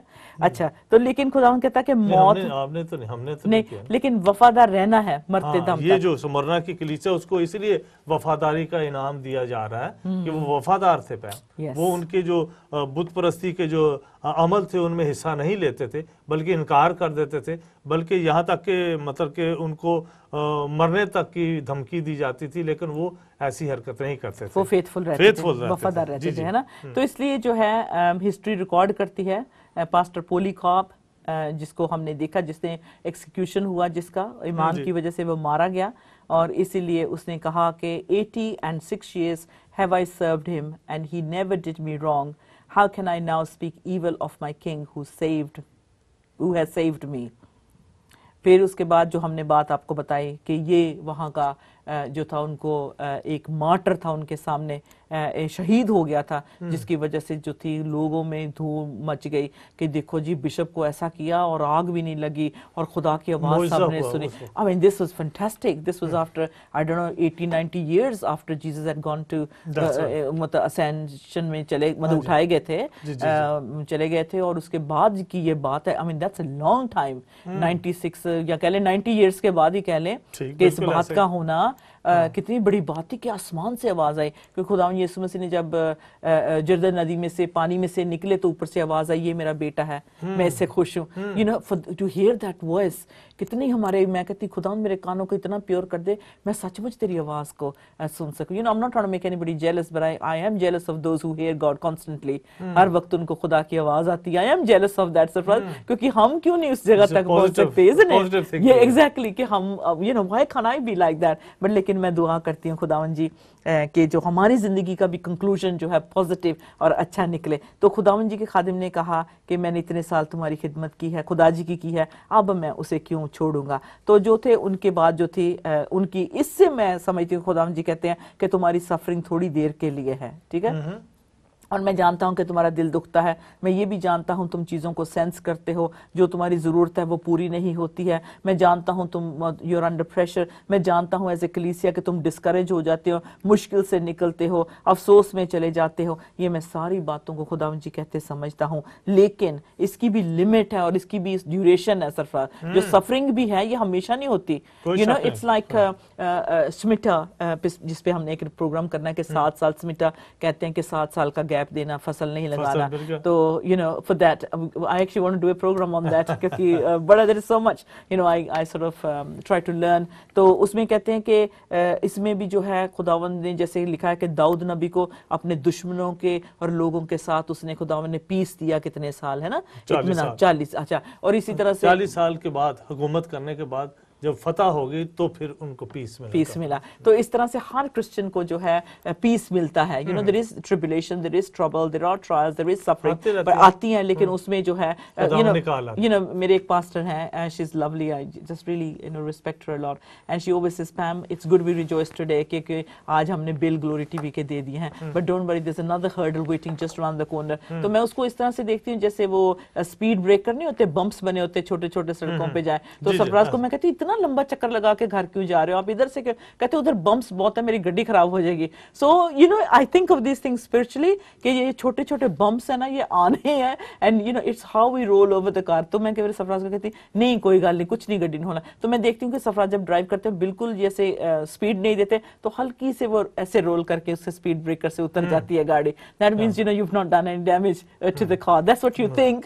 बिल्कुल, बहुत बड़ी अच्छी मिसाल दी आपने। तो मैं जब सोचती हूँ कि अच्छी मिसाल है, you know we rejoice, hurdle आती है तो बड़े आराम से हम ऐसे अस्ता सा, और आप मतलब उसको गैस नहीं देते, मैं देखती हूँ, सुनती हूँ। ये ड्राइवर, अच्छे ड्राइवर की, तो मैंने आपसे तो सब कुछ सीखा हुआ है। से गुजरो तो जंप होगा, और नुकसान होगा, और मैंने आपसे जो है सर छत पे लगेगा, ये भी सही है, और जो अगर डेंचर पहना तो पटक के बाहर आ जाएगा, है ना। तो ये it's true, you know, some of this tips are picked up from Sarfaraz के जब ड्राइविंग करनी है तो जो तो आएंगे। सारे ड्राइवर, अच्छे ड्राइवर तो हमेशा करते हैं, जो फास्ट है ऐसे ही ऊपर से गुजार देते हैं, जंप करते हैं, और जारी बात है। तो फिर इनकी वो जो हो जाती है, क्या हो जाता है उसको, वो जो खराब हो जाती है। तो इसी तरह बिलीवर, मैं जब समझती हूँ कि मैं थोड़ी देर के लिए है ये मुसीबत आई है, बट मैं उसके जो बाद वाला उसका रिजल्ट है, मैं उस पर रिजॉइस करना शुरू कर देती हूँ, क्योंकि मैं बाद में शर्मिंदा मैंने होना है, अपने इतने बड़े महान खुदा को मैंने लेट डाउन कर दिया छोटी सी बात के लिए। तो मैं उसकी जो फतह है, जो विक्ट्री है, मैं उसको सेलिब्रेट मुसीबत में करना शुरू कर देती हूँ।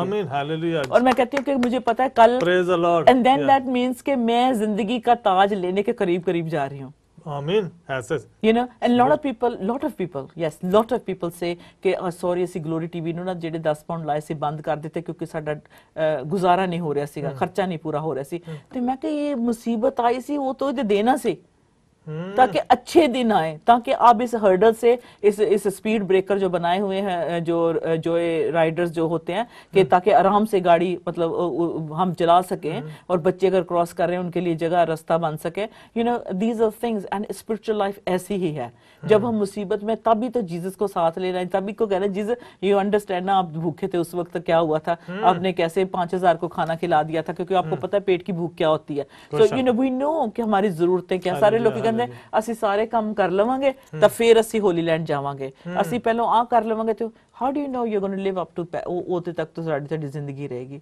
सो इसलिए जो हम विश्वासी है, जो ईमानदार है ना, वो रास्तबाज जो है, वो जो है ईमान रखने से ही जिंदा रहता है, ना कि अपने बैंक बैलेंस को देखकर, ना कि अपनी औलाद की क्या कहते हैं तरक्की को देखकर, या फिर you know very intelligent husband किसी वाइफ का हो उसी पे प्राउड करती जाए, you know that's not gonna get them anywhere.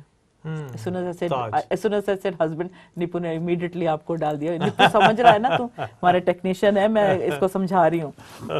अच्छा, तो इसमें जो है अब हमारे पास क्या है, मुसीबतों में भी हमारे पास उम्मीद है। You know, in distress and difficulty we still have hope। यही खुदा यीशु मसीह सुमरना को समझा रहा है। Exactly, हाँ जी। तो जो है सुबह होने वाली है, ए मसीहो सुबह होने वाली है। समरनियों से भी, समरना की कलीसिया से भी कह रहा है, और जो इस वक्त दुख तंगी मुसीबत में है, प्रभु जी कह रहे ने थानू फिक्र ना कर मेरे बेटे, सुबह होने वाली है, सवेर होने वाला है, मैं तेनू आराम देने वाला है, तू बहुत जल्द जिंदगी का ताज पहनने वाला है। I am not saying that you gonna die tomorrow, but खुदावन कहते हैं कि तू उस ताज के लिए काम कर, जो जिंदगी का ताज तुझे रिवॉर्ड मिलने वाला है आखिर में। तो इसलिए तू वफादार रह, ये खुदा हुक्म देता है, और तू रहेगा, मैं जानता हूं तू वफादार रहेगा।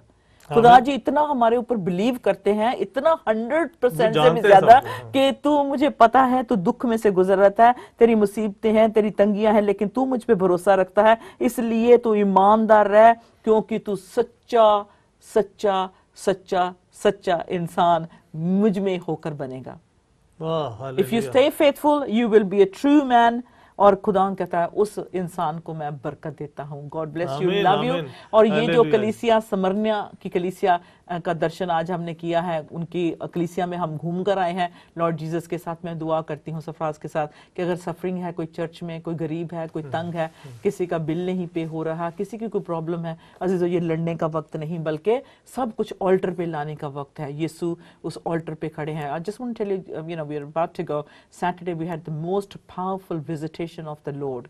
सैटरडे 30 बंदे थे, लेकिन जो खुदा ने वहां विजिट किया, जो उसने काम किया, you know we can't share all the footage with you for you know certain reason, लेकिन जो काम करता है कलीसियाओं में खुदा, वो सचमुच देखने के और प्रेज के लायक है। में चलता फिरता है, सातों कलीसियों में खुदा में चलते फिरते।